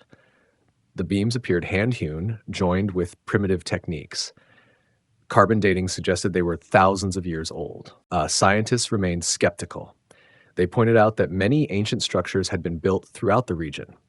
Wood could have reached the mountain through various means. The age of the timber didn't necessarily prove its connection to any biblical ark. The evangelical expeditions revealed a deeper truth about faith and evidence. Believers approached the mountain with certainty about what they would find. They interpreted every discovery through the lens of their convictions. Wood became ark timbers. Rock formations became deck supports. Natural ice caves became storage compartments. Turkish authorities grew weary of the constant expeditions. Each group required permits, guides, and security oversight. The mountain became a pilgrimage site for Christians from around the world. Local communities profited from the visitors, but also dealt with the disruption. The expeditions also attracted fraudsters and opportunists. Some claimed to have satellite photos showing the ark's outline. Others sold pieces of ark wood to collectors. The line between sincere faith and deliberate deception blurred as the movement grew. By the 1990s, the evangelical expeditions had established a new tradition. Each summer brought fresh teams to Ararat's slopes. They carried better equipment, more funding, and unshakable determination. The mountain had become a proving ground for faith, a place where belief could become fact through careful searching. The wood samples filled laboratories across America. Scientists analyzed grain patterns, cellular structures, and chemical composition. Some results suggested great age. Others pointed to more recent origins. The evidence remained as elusive as the ark itself. Churches split over the discoveries. Some embraced the finds as proof of biblical truth. Others warned against placing faith in physical objects rather than spiritual truths.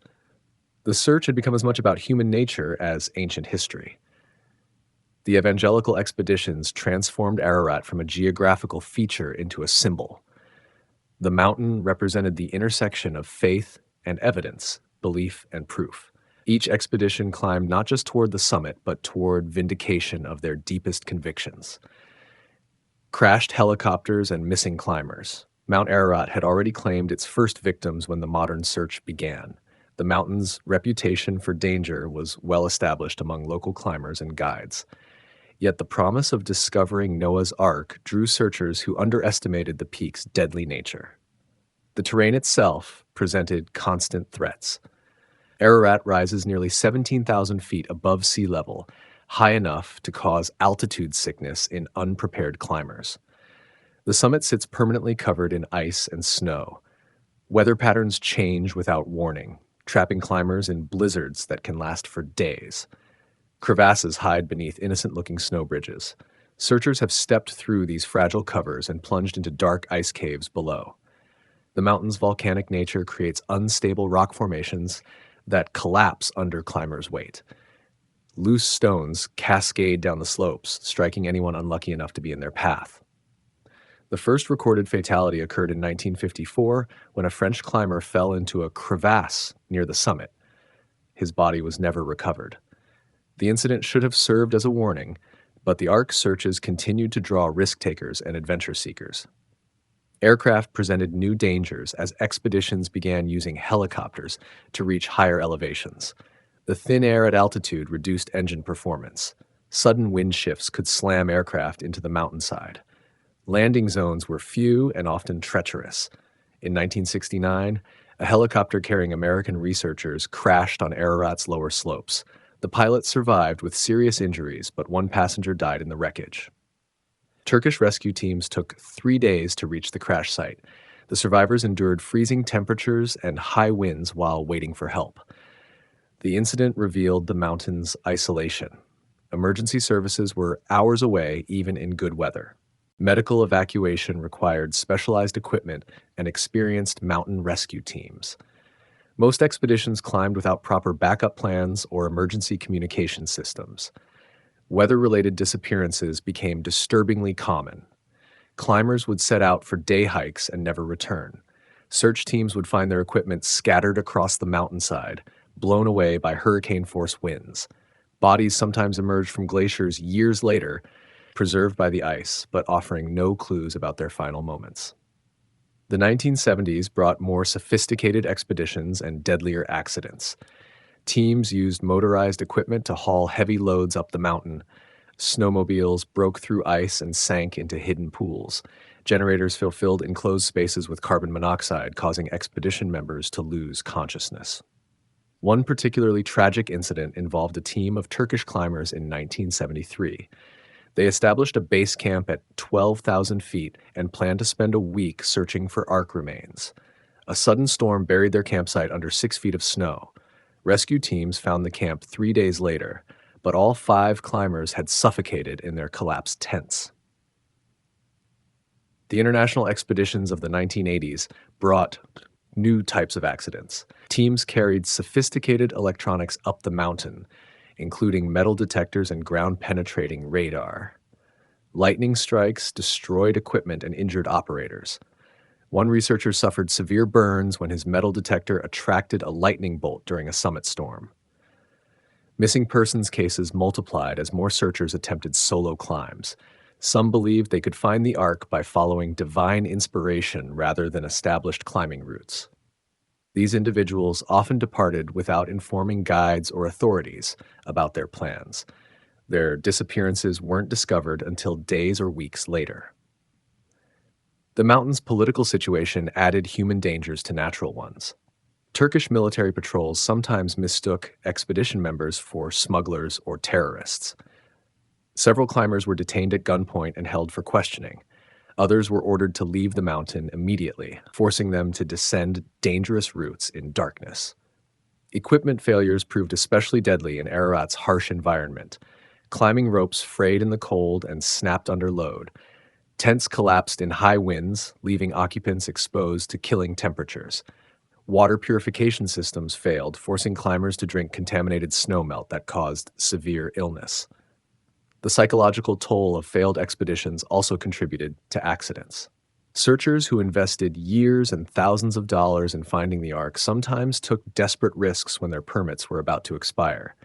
They pushed into dangerous areas during bad weather, hoping for last-minute discoveries. By the 1990s, the casualty count had reached alarming levels. At least 30 people had died on Ararat during Ark-related expeditions. Hundreds more had suffered serious injuries, including frostbite, broken bones, and altitude sickness. The mountain's reputation shifted from promising to perilous. Turkish authorities began requiring all expeditions to carry emergency beacons and satellite phones. Guides received better training in mountain rescue techniques.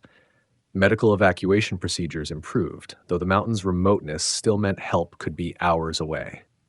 The accidents never stopped the searches entirely. Each tragedy seemed to inspire new expeditions, as if the mountain's resistance proved something valuable lay hidden on its slopes. The danger became part of the Ark search mythology, evidence that powerful forces guarded the ancient vessel. Local communities began viewing the foreign searchers with a mixture of sympathy and frustration. They profited from guiding services and equipment rentals, but also bore the burden of rescue operations. Village elders warned repeatedly about the mountain's dangers, but their advice often went unheeded. The mountain had become a graveyard as well as a goal. Each expedition climbed past memorial cairns marking previous tragedies. The search for Noah's Ark had claimed more lives than any other archaeological quest in modern history. The infamous Darupanar site. 20 miles south of Mount Ararat, a curious formation rises from the Turkish hillside. From the air, it resembles a massive boat embedded in the earth. The shape stretches 515 feet in length, roughly matching biblical descriptions of Noah's Ark. This is the Darupanar site, named after the Turkish pilot who first photographed it in 1959. The formation caught attention immediately. Aerial photographs showed what appeared to be a ship's hull, complete with raised sides and a pointed bow. The dimensions aligned closely with biblical measurements given in cubits. Even skeptics admitted the resemblance was striking. Turkish authorities investigated first. They sent archaeologists to examine the site in 1960. The team found no evidence of worked wood or human construction.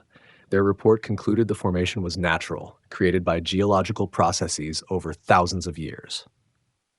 The dismissal didn't satisfy everyone. American researcher Ron Wyatt arrived in 1977, convinced the site held the remains of Noah's Ark. Wyatt brought metal detectors, ground-penetrating radar, and unshakable faith in his mission. His initial surveys produced intriguing results. The metal detectors registered strong signals throughout the formation. Wyatt interpreted these as iron brackets and nails used in the Ark's construction. Ground-penetrating radar revealed what appeared to be internal structures, possibly decks or compartments. The evidence seemed to support the site's artificial origin. Wyatt's enthusiasm attracted international attention. He organized expeditions that brought volunteers from around the world to the hillside. They excavated carefully, documenting every discovery with photographs and measurements. The work revealed apparent timber samples and metal fragments. Laboratory analysis of the samples yielded mixed results. Some wood appeared to be petrified, turned to stone through mineral replacement over centuries. Chemical tests suggested the presence of organic compounds consistent with ancient timber. Carbon dating proved inconclusive, with results ranging from hundreds to thousands of years. The metal fragments presented their own mysteries. They contained iron concentrations higher than local soil samples. Some pieces showed signs of deliberate shaping, as if hammered into specific forms. Wyatt claimed these were rivets and brackets from the Ark's construction. Scientific criticism mounted as Wyatt's claims grew bolder.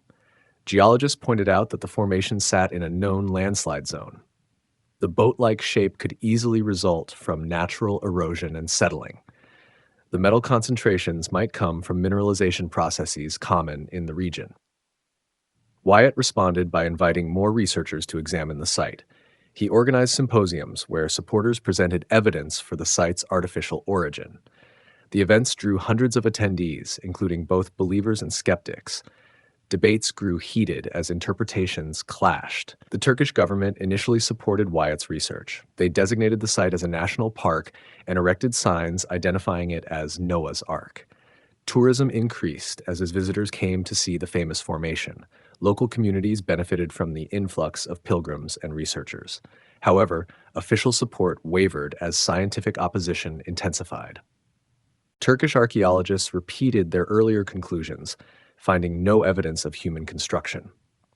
International geological surveys confirmed the formation's natural origin. The government quietly removed the identifying signs. Wyatt's most dramatic claim involved subsurface scanning that revealed the ark's internal structure. He published diagrams showing deck layouts, support beams, and animal holding areas. The detailed drawings suggested a sophisticated understanding of ancient shipbuilding techniques. Independent verification of these claims proved difficult. Other researchers using similar equipment at the site reported different results. Some detected the same internal structures Wyatt described. Others found only natural geological features. The scanning technology itself became controversial. The controversy attracted media attention worldwide. Television documentaries featured the site, presenting both supporting and opposing viewpoints. Books appeared arguing for and against the site's significance. The Darupanar Formation became a cultural phenomenon beyond its archaeological importance. Critics noted that the site's elevation posed problems for Ark believers. The formation sits at about 6,000 feet above sea level, far below Mount Ararat's summit. If the Ark had landed on the mountains of Ararat, as Genesis describes, why would it be found at such a low elevation? Supporters countered that the Ark could have slid down from higher elevations during earthquakes or landslides.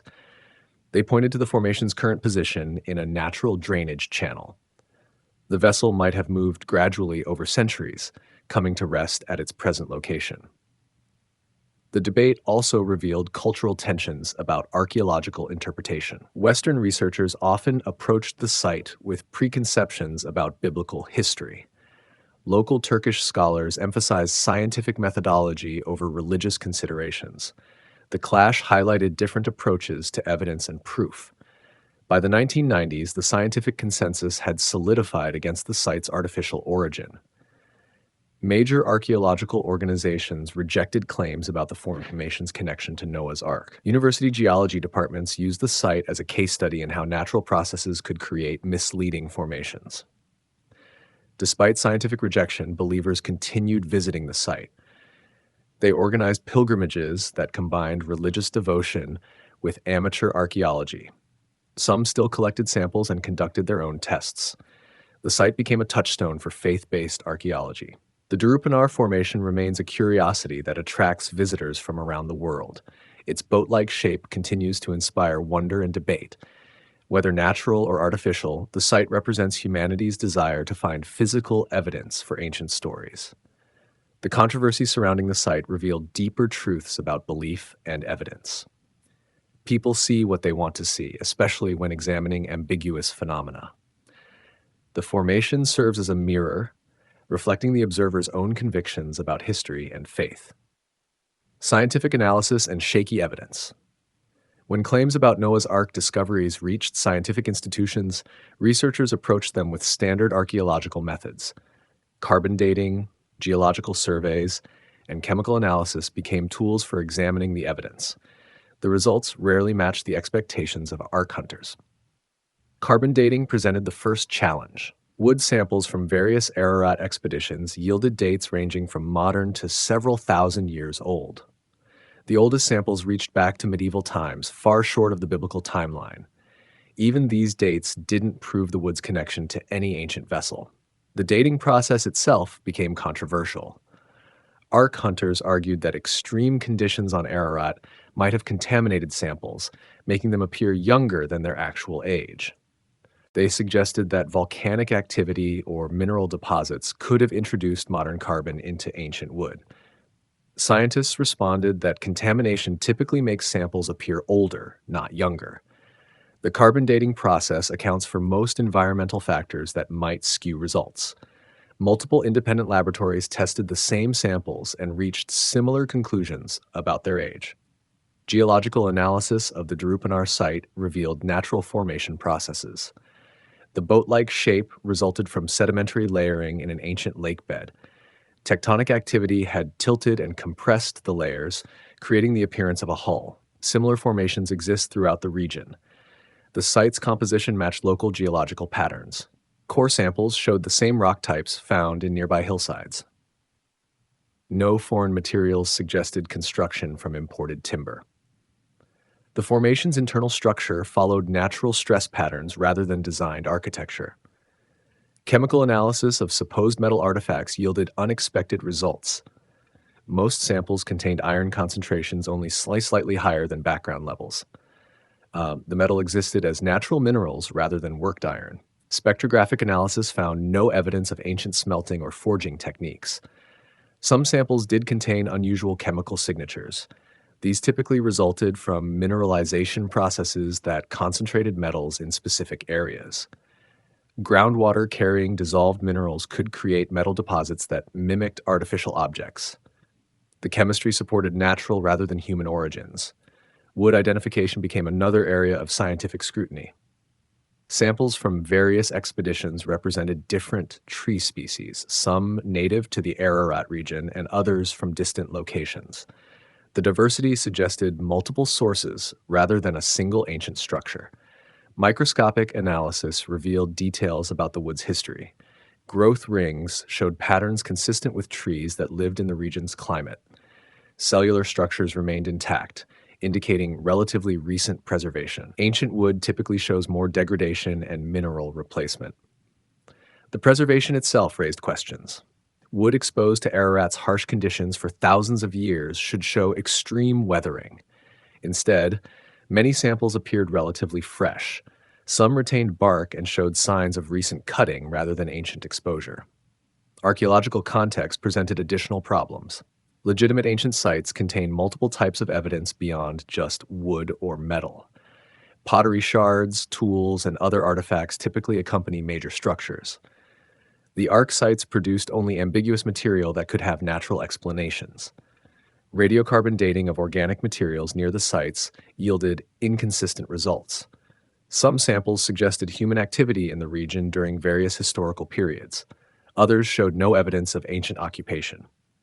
The pattern didn't support the presence of a large ancient structure. Ground-penetrating radar and other geophysical methods produced conflicting interpretations. The same datasets supported different conclusions depending on who analyzed them.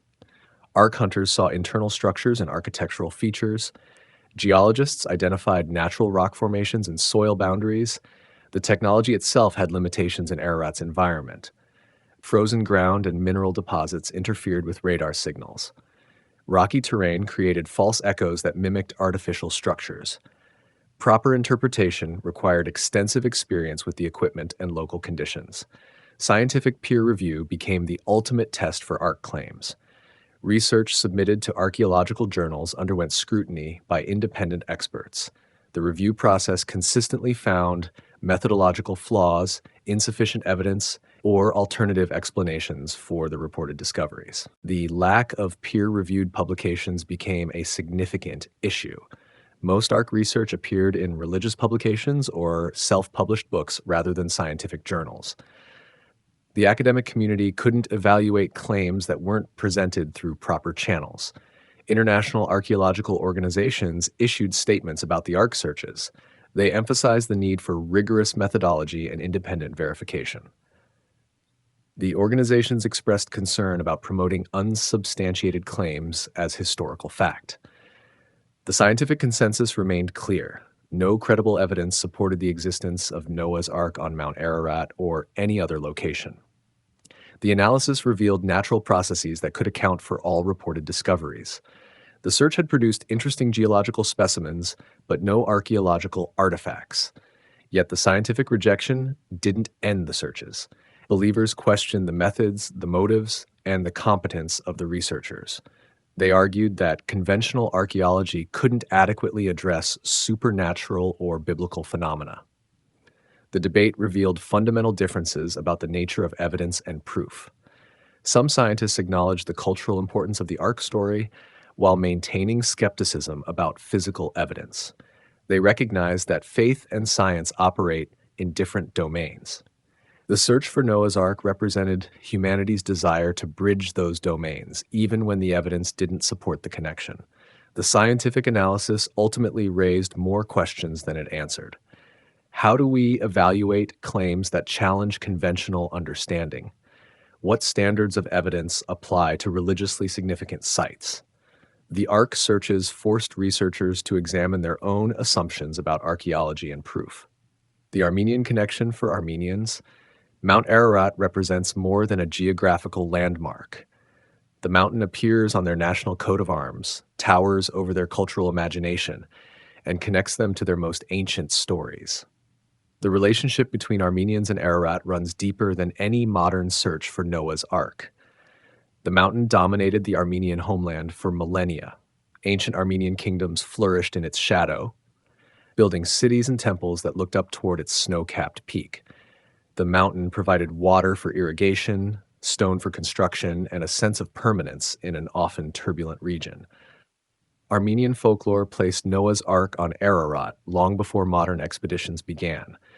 Village elders told stories passed down through generations about the great vessel resting somewhere on the mountain's upper slopes. These weren't scientific theories, but cultural beliefs woven into the fabric of Armenian identity. The stories varied from village to village, but common themes emerged. Shepherds had glimpsed the ark during clear weather, appearing as a dark shape against the white snow. Climbers had found ancient wood and metal fragments. Angels guarded the site, preventing casual visitors from approaching too closely. Some Armenian families claimed direct connection to the ark through their ancestors. They possessed fragments of wood said to come from the vessel, passed down through generations as precious relics. These pieces were displayed during religious ceremonies and consulted during important family decisions. The Armenian Apostolic Church embraced the Ark tradition while maintaining careful theological distinctions. Church leaders acknowledged the cultural importance of the stories without claiming definitive proof of the Ark's location. They emphasized the spiritual significance of the flood narrative rather than its physical remains. Armenian scholars preserved ancient texts that mentioned the Ark's resting place. Medieval chroniclers wrote about pilgrims who climbed Ararat seeking the vessel. These accounts provided historical context for the mountain's significance in Armenian culture, even if they didn't constitute scientific evidence. The relationship between Armenians and Ararat became complicated by political geography. The mountain sits entirely within modern Turkey, separated from Armenia by closed borders and political tensions. Armenians can see their national symbol but cannot easily visit it. This separation intensified Armenian attachment to the mountain. Ararat became a symbol of lost homeland, representing not just the Ark, but all the Armenian villages and churches that once surrounded its base. The mountain embodied both spiritual and political aspirations. Armenian immigrants carried the Ararat tradition to communities worldwide. Armenian churches in America, Europe, and elsewhere displayed images of the mountain and told stories about the Ark. The tradition spread beyond Armenia's borders, finding new audiences and interpretations. George Hagopian represented the most famous Armenian connection to the Ark search. His childhood memories of climbing to the Ark with his grandfather became legendary among Ark hunters. Hagopian's story provided the personal, cultural testimony that scientific expeditions lacked. Whether or not Hagopian's account was accurate, it reflected authentic Armenian folk beliefs about the mountain. Similar stories existed in many Armenian families, told around dinner tables and during religious holidays. The specific details varied, but the underlying conviction remained constant. Armenian involvement in modern Ark expeditions brought cultural knowledge that outside researchers often lacked. Armenian guides understood the mountain's weather patterns, dangerous areas, and local customs. They provided linguistic skills and cultural sensitivity that proved invaluable. However, Armenian participation also created tensions within the community. Some Armenian scholars worried that sensationalized Ark hunting might trivialize their genuine cultural connections to the mountain. They preferred scholarly archaeological work to treasure hunting expeditions. The Armenian genocide of 1915 added another layer of significance to the Ark tradition. Survivors who fled their homeland carried memories of Ararat as a symbol of what they had lost. The mountain became associated with both ancient salvation and modern tragedy. These historical experiences shaped Armenian attitudes toward Ark searches. Some viewed the expeditions as validation of their cultural beliefs, proof that the world recognized Armenia's special relationship with the mountain. Others saw them as foreign intrusions that ignored local knowledge and traditions. Armenian artists and writers drew inspiration from the Ark tradition. Paintings depicted the mountain with the Ark visible on its slopes. Poems celebrated the connection between Armenian identity and the biblical narrative. Literature explored themes of survival, faith, and homeland through the Ark story. The tradition also influenced Armenian architecture and design. Churches incorporated Ark imagery into their decorations. Homes displayed carvings and tapestries showing the mountain and vessel. The Ark became a recurring motif in Armenian visual culture. Modern Armenian historians have begun studying the Ark tradition as a cultural phenomenon rather than a historical claim. They document the stories, analyze their variations, and trace their evolution over time. This academic approach preserves the tradition while acknowledging its symbolic rather than literal significance.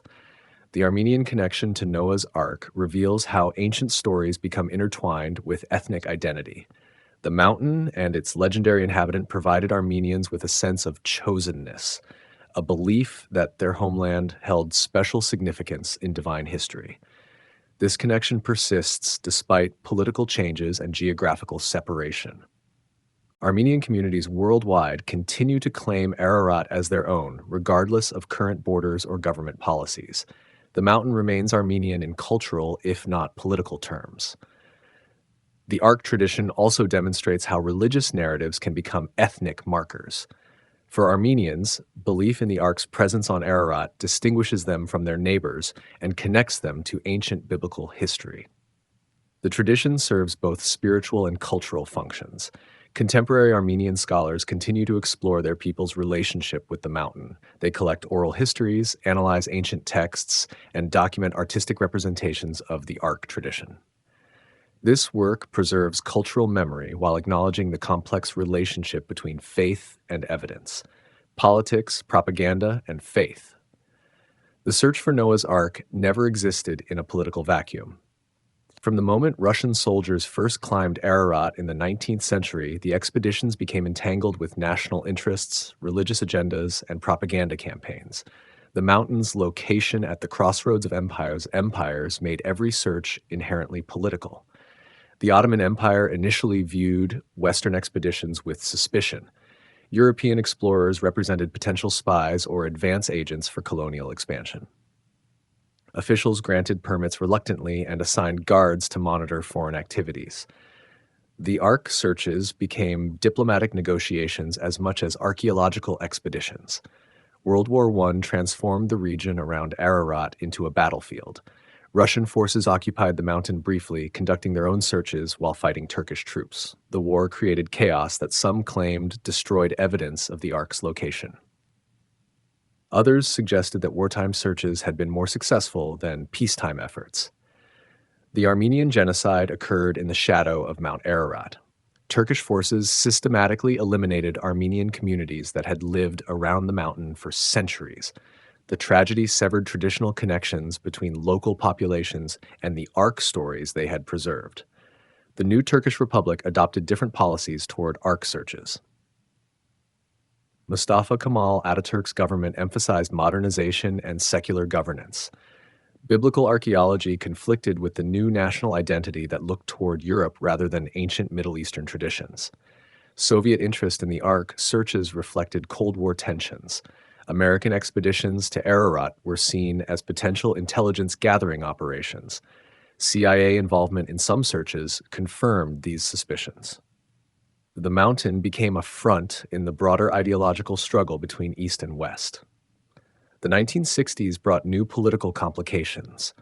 Kurdish separatist movements operated in the region around Ararat.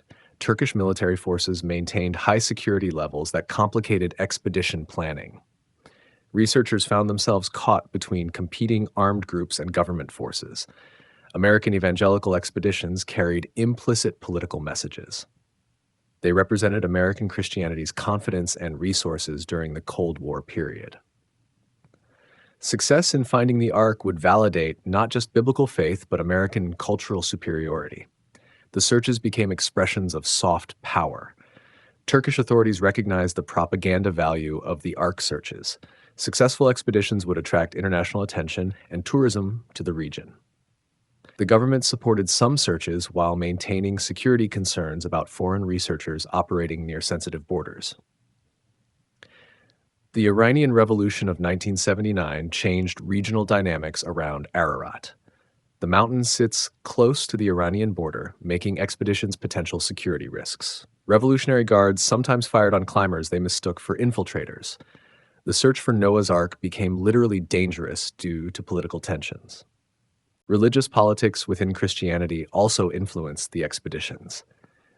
Different denominational groups competed to be first to find definitive proof of the Ark's existence. Success would validate particular theological interpretations and enhance specific churches' prestige within the broader Christian community. The rise of television evangelism added new dimensions to the political aspects of Ark searching. Televangelists used expedition footage to raise funds and build audiences. The searches became entertainment as much as archaeology, with political implications for religious broadcasting's influence on American culture. Soviet collapse in 1991 opened new possibilities for Ark research. The end of the Cold War reduced security concerns around Ararat. However, regional instability continued as ethnic conflicts erupted in the Caucasus. The mountain remained politically sensitive despite reduced superpower tensions. Turkish membership in NATO complicated American expedition planning. Allied relationships required careful balance between supporting research and respecting Turkish sovereignty. The Pentagon sometimes intervened when Ark searches threatened military cooperation between the two countries. The Kurdish question remained a constant factor in expedition politics. Turkish forces continued counterinsurgency operations in the region around Ararat. Foreign researchers required military escorts and faced restrictions on their movements. The Ark searches became entangled with Turkey's internal security concerns. Israeli interest in the Ark searches reflected broader Middle Eastern political dynamics. Israeli archaeologists and religious leaders saw potential validation of Jewish and Christian traditions. However, Israel's relationships with Muslim countries limited direct involvement in searches on Turkish territory. The growth of Christian Zionism in America created new political connections to the Ark searches. Evangelical supporters of Israel viewed successful Ark discovery as confirmation of biblical prophecy. The searches became part of broader political support for Israeli policies in the Middle East. Russian involvement in Ark searches reflected post-Soviet religious revival. Orthodox Christianity experienced renaissance after decades of suppression. Russian expeditions to Ararat represented both spiritual seeking and geopolitical assertion in the former Soviet sphere. The European Union's relationship with Turkey created new political contexts for Ark expeditions. EU membership negotiations required Turkey to improve human rights and reduce military control over civilian activities. The changes potentially benefited foreign researchers seeking access to Ararat. Contemporary Ark searches continue to reflect political tensions. American expedition members sometimes face suspicion about their government connections. Turkish authorities balance tourism benefits against security concerns.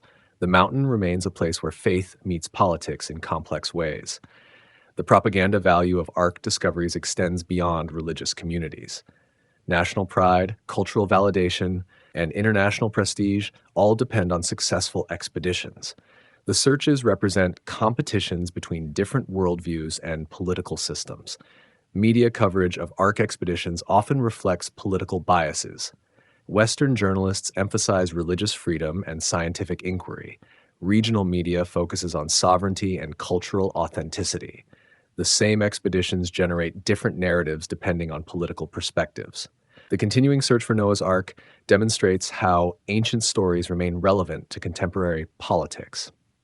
The mountain and its legendary inhabitant provide symbols that different groups use to advance their own agendas. Faith and politics remain intertwined in ways that complicate supposedly objective archaeological research. The modern-day Ark hunters. The 21st century brought new technology to the ancient search for Noah's Ark. Modern expeditions to Mount Ararat carry devices that earlier generations of Ark hunters could never have imagined. Satellite imagery, ground-penetrating radar, and drone reconnaissance have revolutionized the hunt, while the mountain's mysteries remain as elusive as ever. Digital photography transformed how expeditions document their discoveries.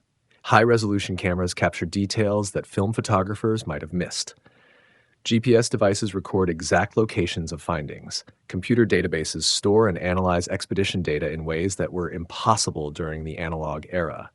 The internet connected Ark hunters worldwide, creating global communities of believers and researchers. Online forums share expedition reports, analyze photographs, and debate the significance of various discoveries. Crowdfunding platforms allow supporters to finance expeditions from anywhere in the world. Daniel McGivern represents the modern Ark hunter's profile. The American businessman used his wealth to fund multiple expeditions to Ararat during the 2000s. His teams carried the latest electronic equipment and maintained constant communication with support teams via satellite phones.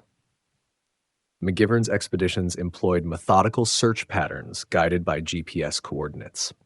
Team members swept designated areas with metal detectors and ground-penetrating radar. They documented every anomaly with digital photography and precise location data.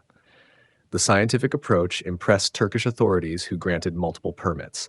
The expeditions discovered wooden structures buried under ice and rock near Ararat's summit. Carbon dating suggested the wood was approximately 4,800 years old, close to biblical chronology for Noah's flood. The discovery generated international media attention and sparked new rounds of debate about the Ark's existence. Independent verification of McGivern's claims proved difficult. Turkish authorities restricted access to the discovery site, citing security concerns. Other expedition teams couldn't replicate the findings or access the same locations. The wood samples remained in Turkish custody, limiting additional testing. Chinese expedition teams brought different perspectives to the Ark search. The Hong Kong-based Noah's Ark Ministries International conducted extensive surveys using thermal imaging and 3D scanning technology. Their 2010 expedition claimed to have discovered compartments inside a wooden structure on Ararat. The Chinese team's findings included what appeared to be wooden walls, floors, and support beams.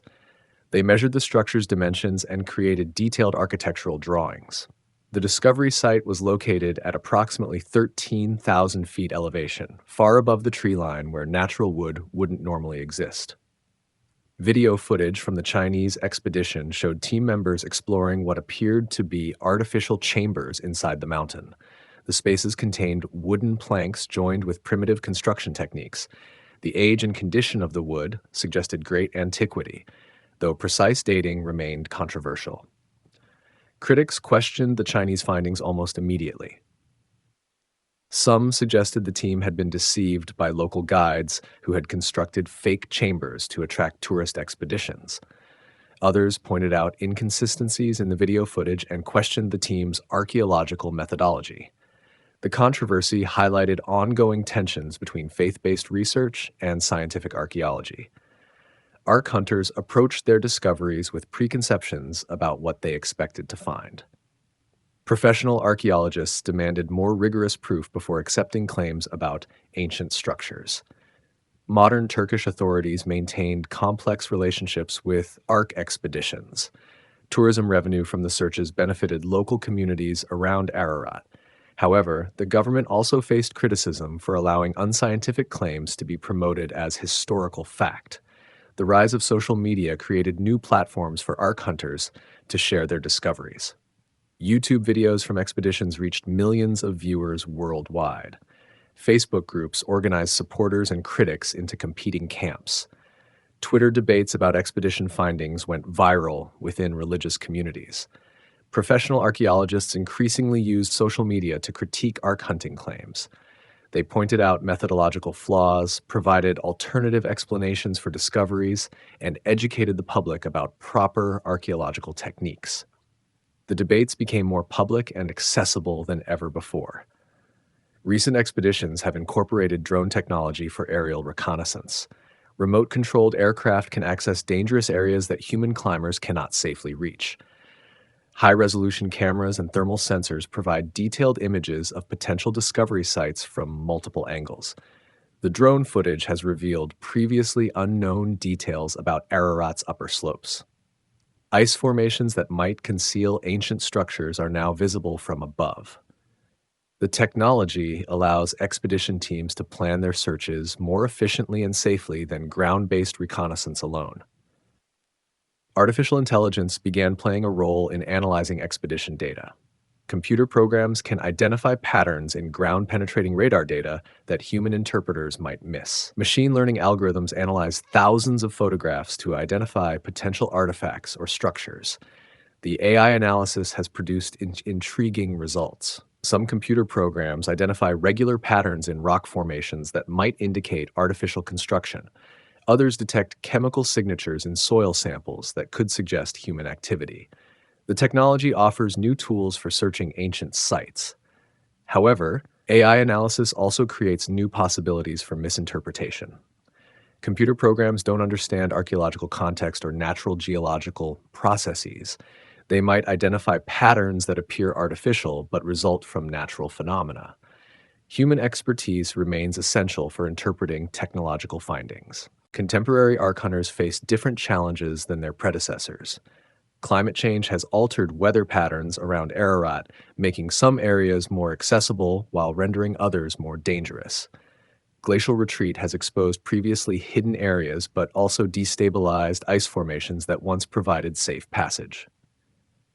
The modern expeditions attract participants from diverse backgrounds. Scientists, theologians, adventure seekers, and documentary filmmakers join teams seeking the Ark. Each group brings different motivations and expectations to the search, creating complex dynamics within expedition teams. Social media has democratized the Ark search in unexpected ways. Amateur researchers can now access satellite imagery, geological surveys, and historical documents that were once restricted to professional archaeologists. Online communities analyze expedition data and propose new search strategies. The democratization has produced both benefits and problems. Enthusiastic amateurs sometimes identify promising leads that professionals had overlooked. However, they also promote theories based on insufficient evidence or misunderstood data. The signal-to-noise ratio in Ark research has become increasingly difficult to manage. Modern expedition funding relies heavily on crowdsourcing and religious donations. Online platforms allow believers worldwide to contribute small amounts to collectively fund major expeditions. The funding model gives supporters emotional investment in expedition outcomes. The financial pressure creates incentives to produce dramatic results. Expedition leaders know that donors expect discoveries, not just careful scientific surveys. The pressure can lead to overselling, ambiguous findings, or rushing to conclusions based on limited evidence. Turkish authorities have developed more sophisticated approaches to managing Ark expeditions. They now require detailed research proposals, qualified archaeological supervision, and comprehensive insurance coverage. The permitting process has become more professional while remaining politically sensitive. Recent geopolitical tensions have complicated expedition planning. Regional conflicts, terrorist threats, and border security concerns all affect access to Mount Ararat. Expeditions must navigate not just the mountain's physical dangers, but also complex political risks. The COVID-19 pandemic temporarily halted most Ark expeditions.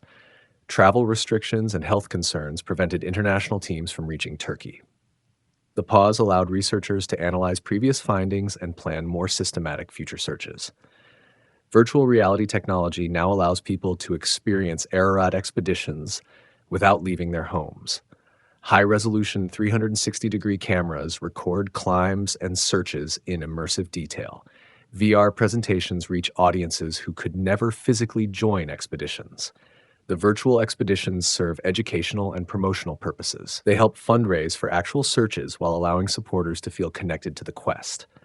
Um, However, they also risk creating false intimacy with the search process and oversimplifying complex archaeological questions. Modern ARC hunters increasingly collaborate with academic institutions. Universities provide scientific expertise and credibility, while expedition teams offer funding and access to remote sites. These partnerships produce more rigorous research, but also create tensions between faith based and secular approaches. The collaborations have yielded improved understanding of Ararat's geology and archaeology. Even expeditions that don't find the Ark contribute valuable data about the mountain's natural history.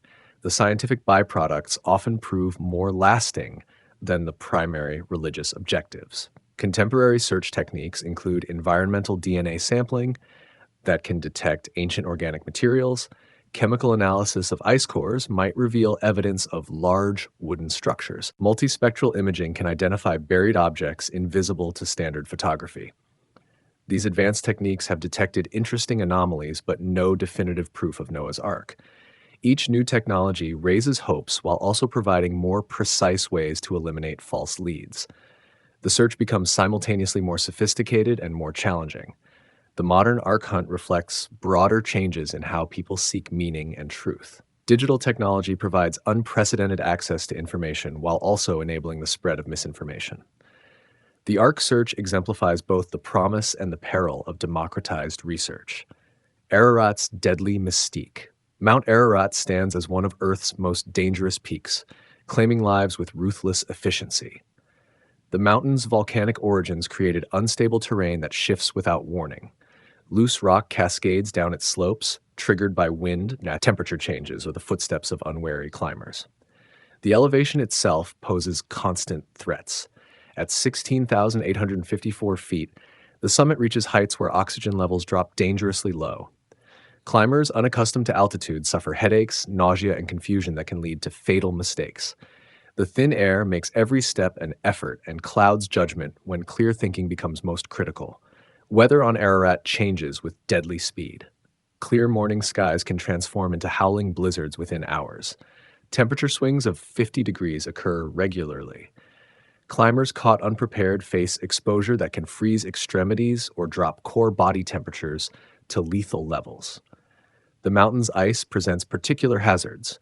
Glacial crevasses hide beneath innocent snow bridges that collapse under human weight. Seracs, towering blocks of unstable ice, tumble without warning, crushing anything in their path. The ice field near the summit shifts constantly, opening new gaps and closing familiar routes. Avalanches rank among Ararat's deadliest threats. The mountain's steep slopes accumulate snow that becomes increasingly unstable as temperatures fluctuate. A single loud noise or minor vibration can trigger slides that bury climbers under tons of snow and debris. The isolation of Ararat compounds every danger. The nearest hospital lies hours away by helicopter, assuming weather permits rescue flights. Many accidents occur in areas where evacuation is impossible until conditions improve. Injured climbers must survive on their own until help can reach them. Search and rescue operations on Ararat face extraordinary challenges. Turkish military personnel trained for mountain rescue must often wait days for safe flying conditions.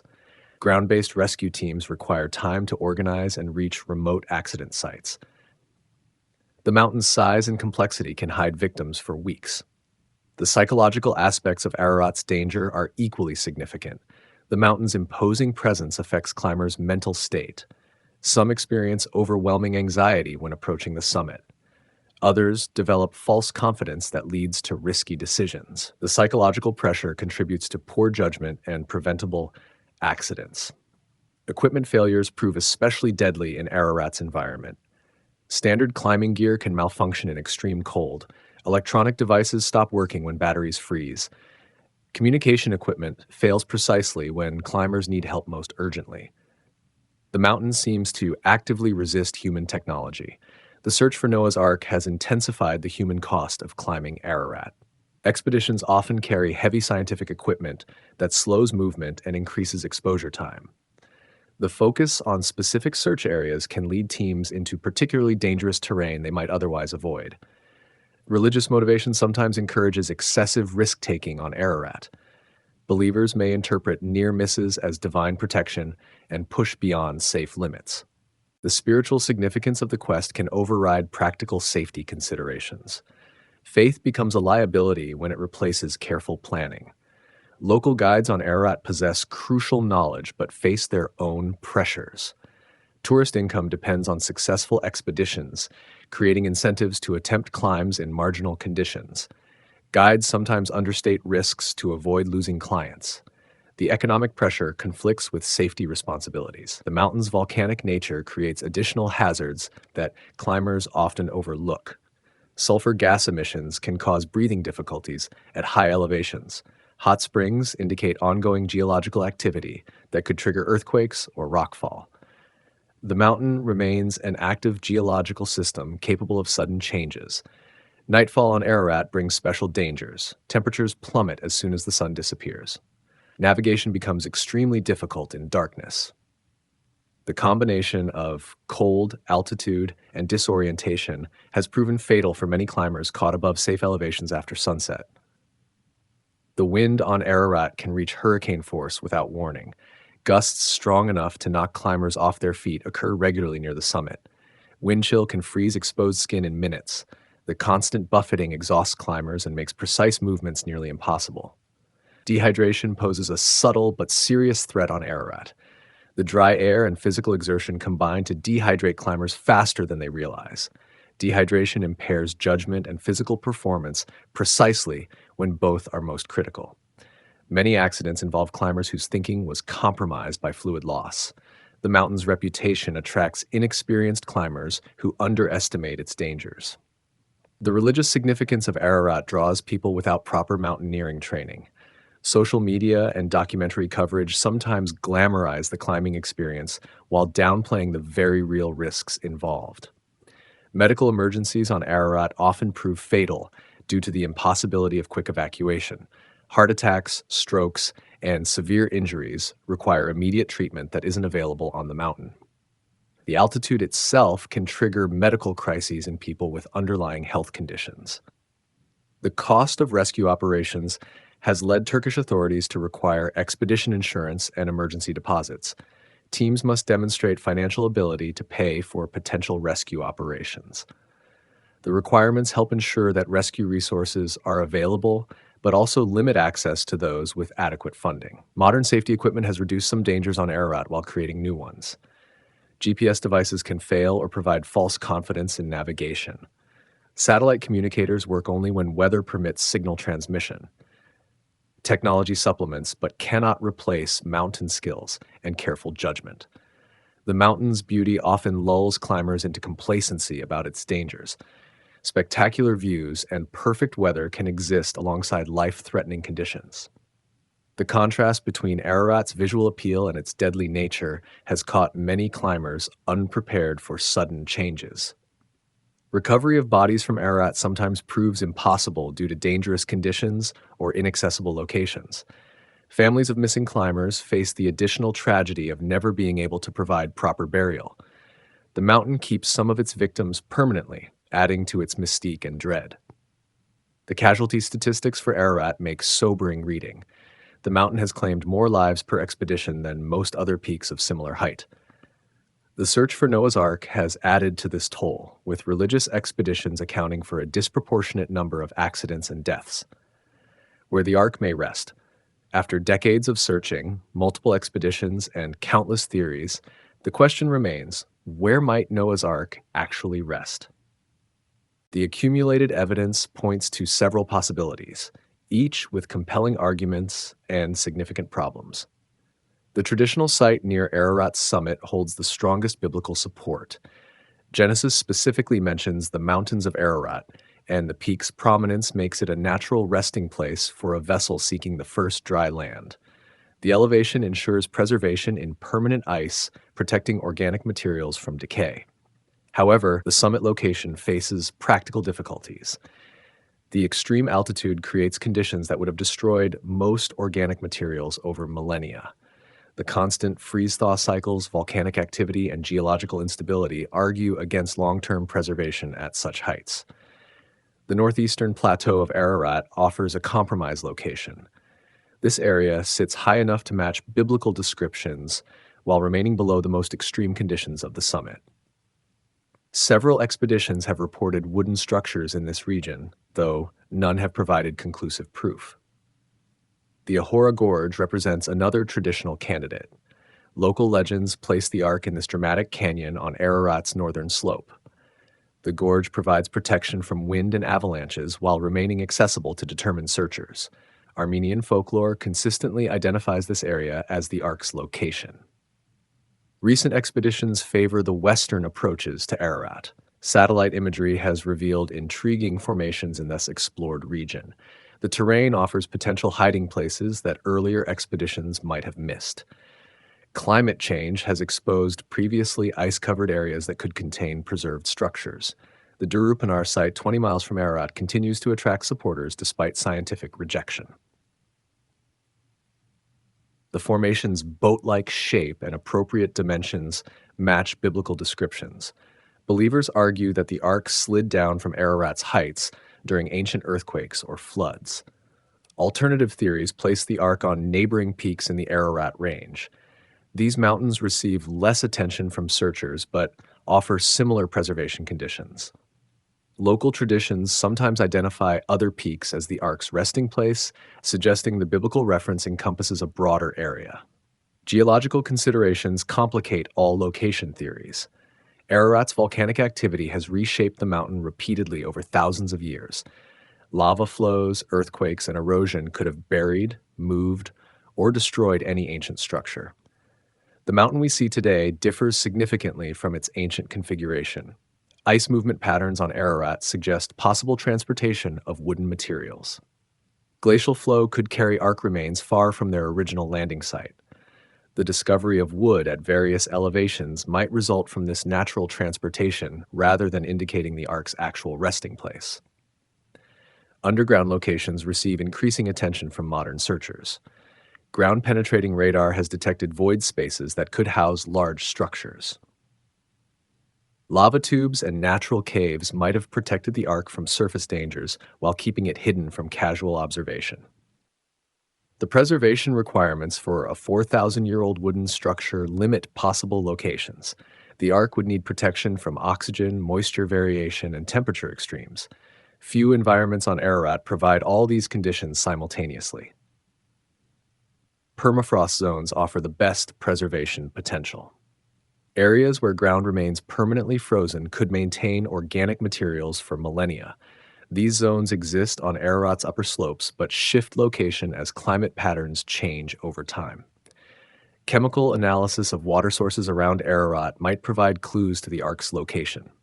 Wooden structures would leach organic compounds into nearby groundwater. Distinctive chemical signatures could identify areas where large amounts of ancient wood are present. The biblical timeline creates additional constraints on possible locations. If the flood occurred approximately 4,000 years ago, the Ark's remains must survive in conditions that existed throughout that period. Climate changes, volcanic activity, and geological shifts all affect potential preservation sites. Modern search technology offers new possibilities for locating the Ark. Satellite-based thermal imaging can detect underground structures by their heat signatures. Magnetometry identifies metal concentrations that might indicate ship fittings or tools. These techniques can survey large areas efficiently. However, technology also reveals the limitations of previous searches. Many areas identified as promising by earlier expeditions show no unusual features when examined with modern instruments. The mountain holds fewer secrets than optimistic searchers once believed. The size constraints of Noah's Ark affect location possibilities. A structure 450 feet long and 75 feet wide requires substantial flat area for stable positioning. Few locations on Ararat provide adequate space for such a large vessel without significant modification of the terrain. Accessibility considerations influence theories about the Ark's location. The vessel would need to have grounded in an area reachable by Noah and his family when leaving. Extremely remote or dangerous locations seem inconsistent with the biblical narrative of successful disembarkation. Weather patterns around Ararat create microclimates that could affect preservation. Areas protected from prevailing winds might offer better conditions for maintaining organic materials. South-facing slopes receive more solar radiation that could accelerate decay processes. The absence of associated artifacts complicates location theories. Noah's Ark would presumably be accompanied by tools, pottery, and other human remains from its passengers. The complete absence of such materials from all proposed sites raises questions about their authenticity. Multiple competing locations suggest either that the Ark has been missed entirely or that the search itself may be misguided. The proliferation of candidates without definitive proof indicates the enormous challenge of locating any ancient structure on such a vast and dangerous mountain. Future search efforts will likely focus on areas not yet thoroughly explored. The mountain's size ensures that remote regions remain unsearched. New technology and changing climate conditions continue to reveal previously hidden areas that might contain the ancient vessel. The question of where the Ark may rest ultimately depends on balancing biblical interpretation, geological reality, and preservation requirements. Each proposed location faces significant challenges that prevent definitive identification. The mystery persists because no single site satisfies all the necessary conditions for being Noah's final resting place. The legacy of the search.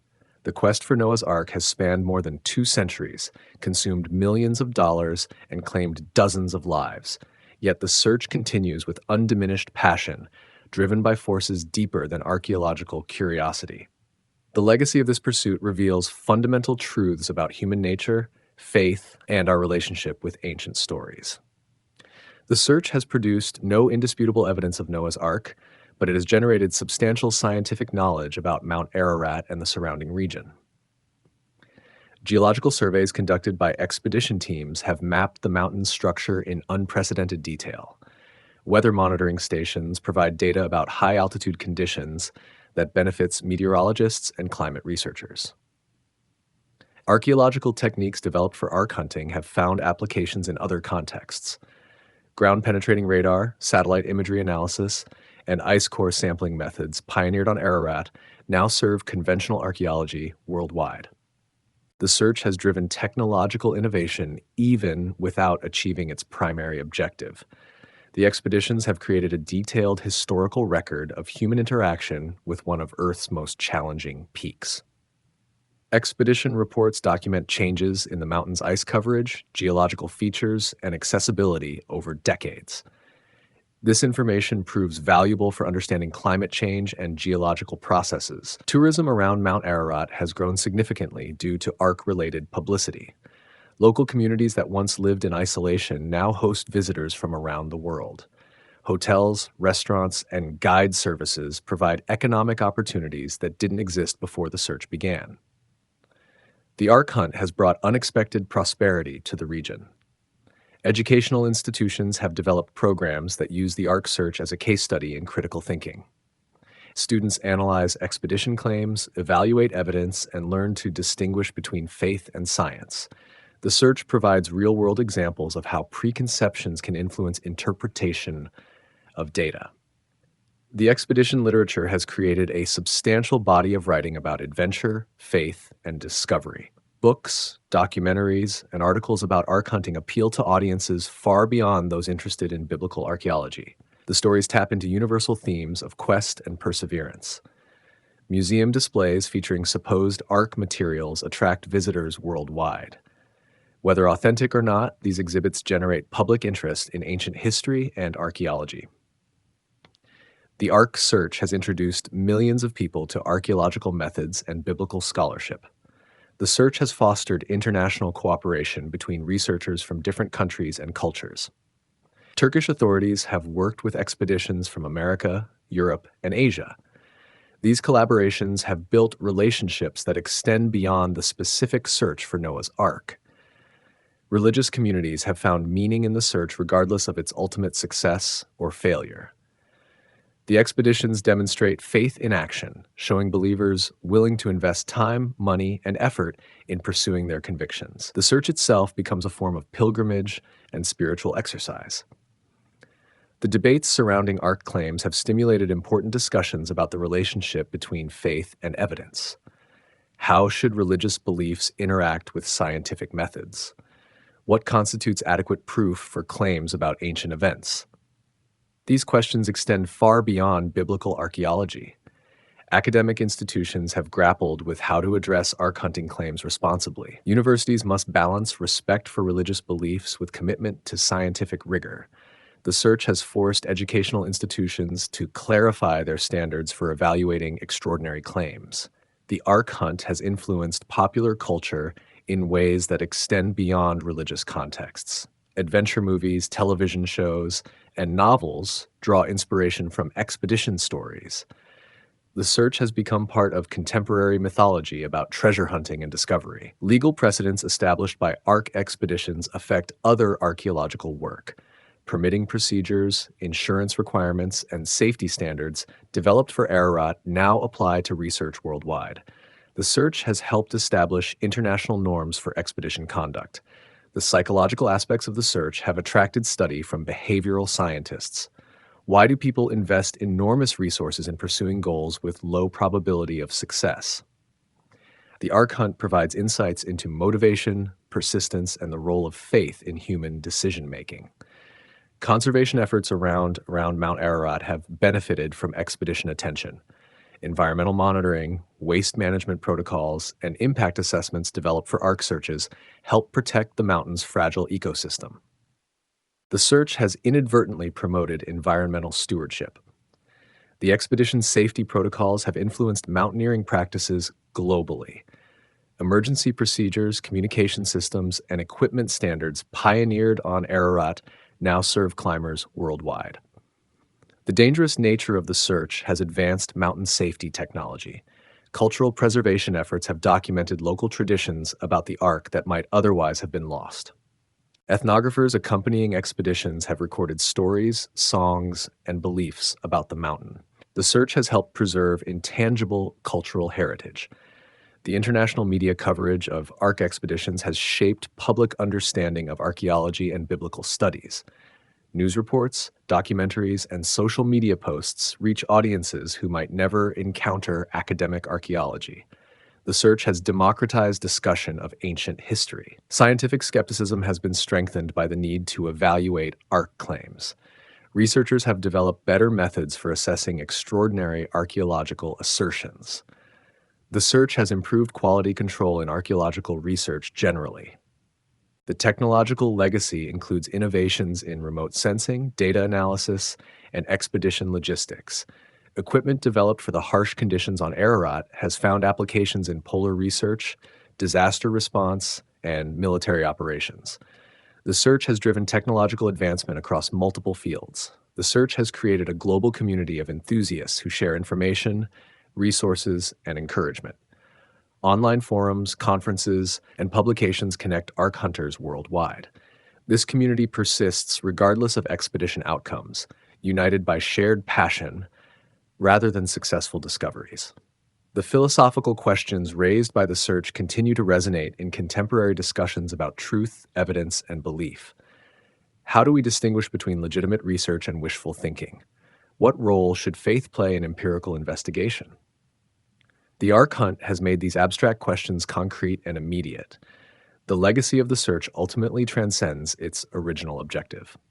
Whether or not Noah's Ark rests on Mount Ararat, the quest to find it has generated knowledge, fostered cooperation, and inspired reflection on fundamental questions about human nature and divine purpose.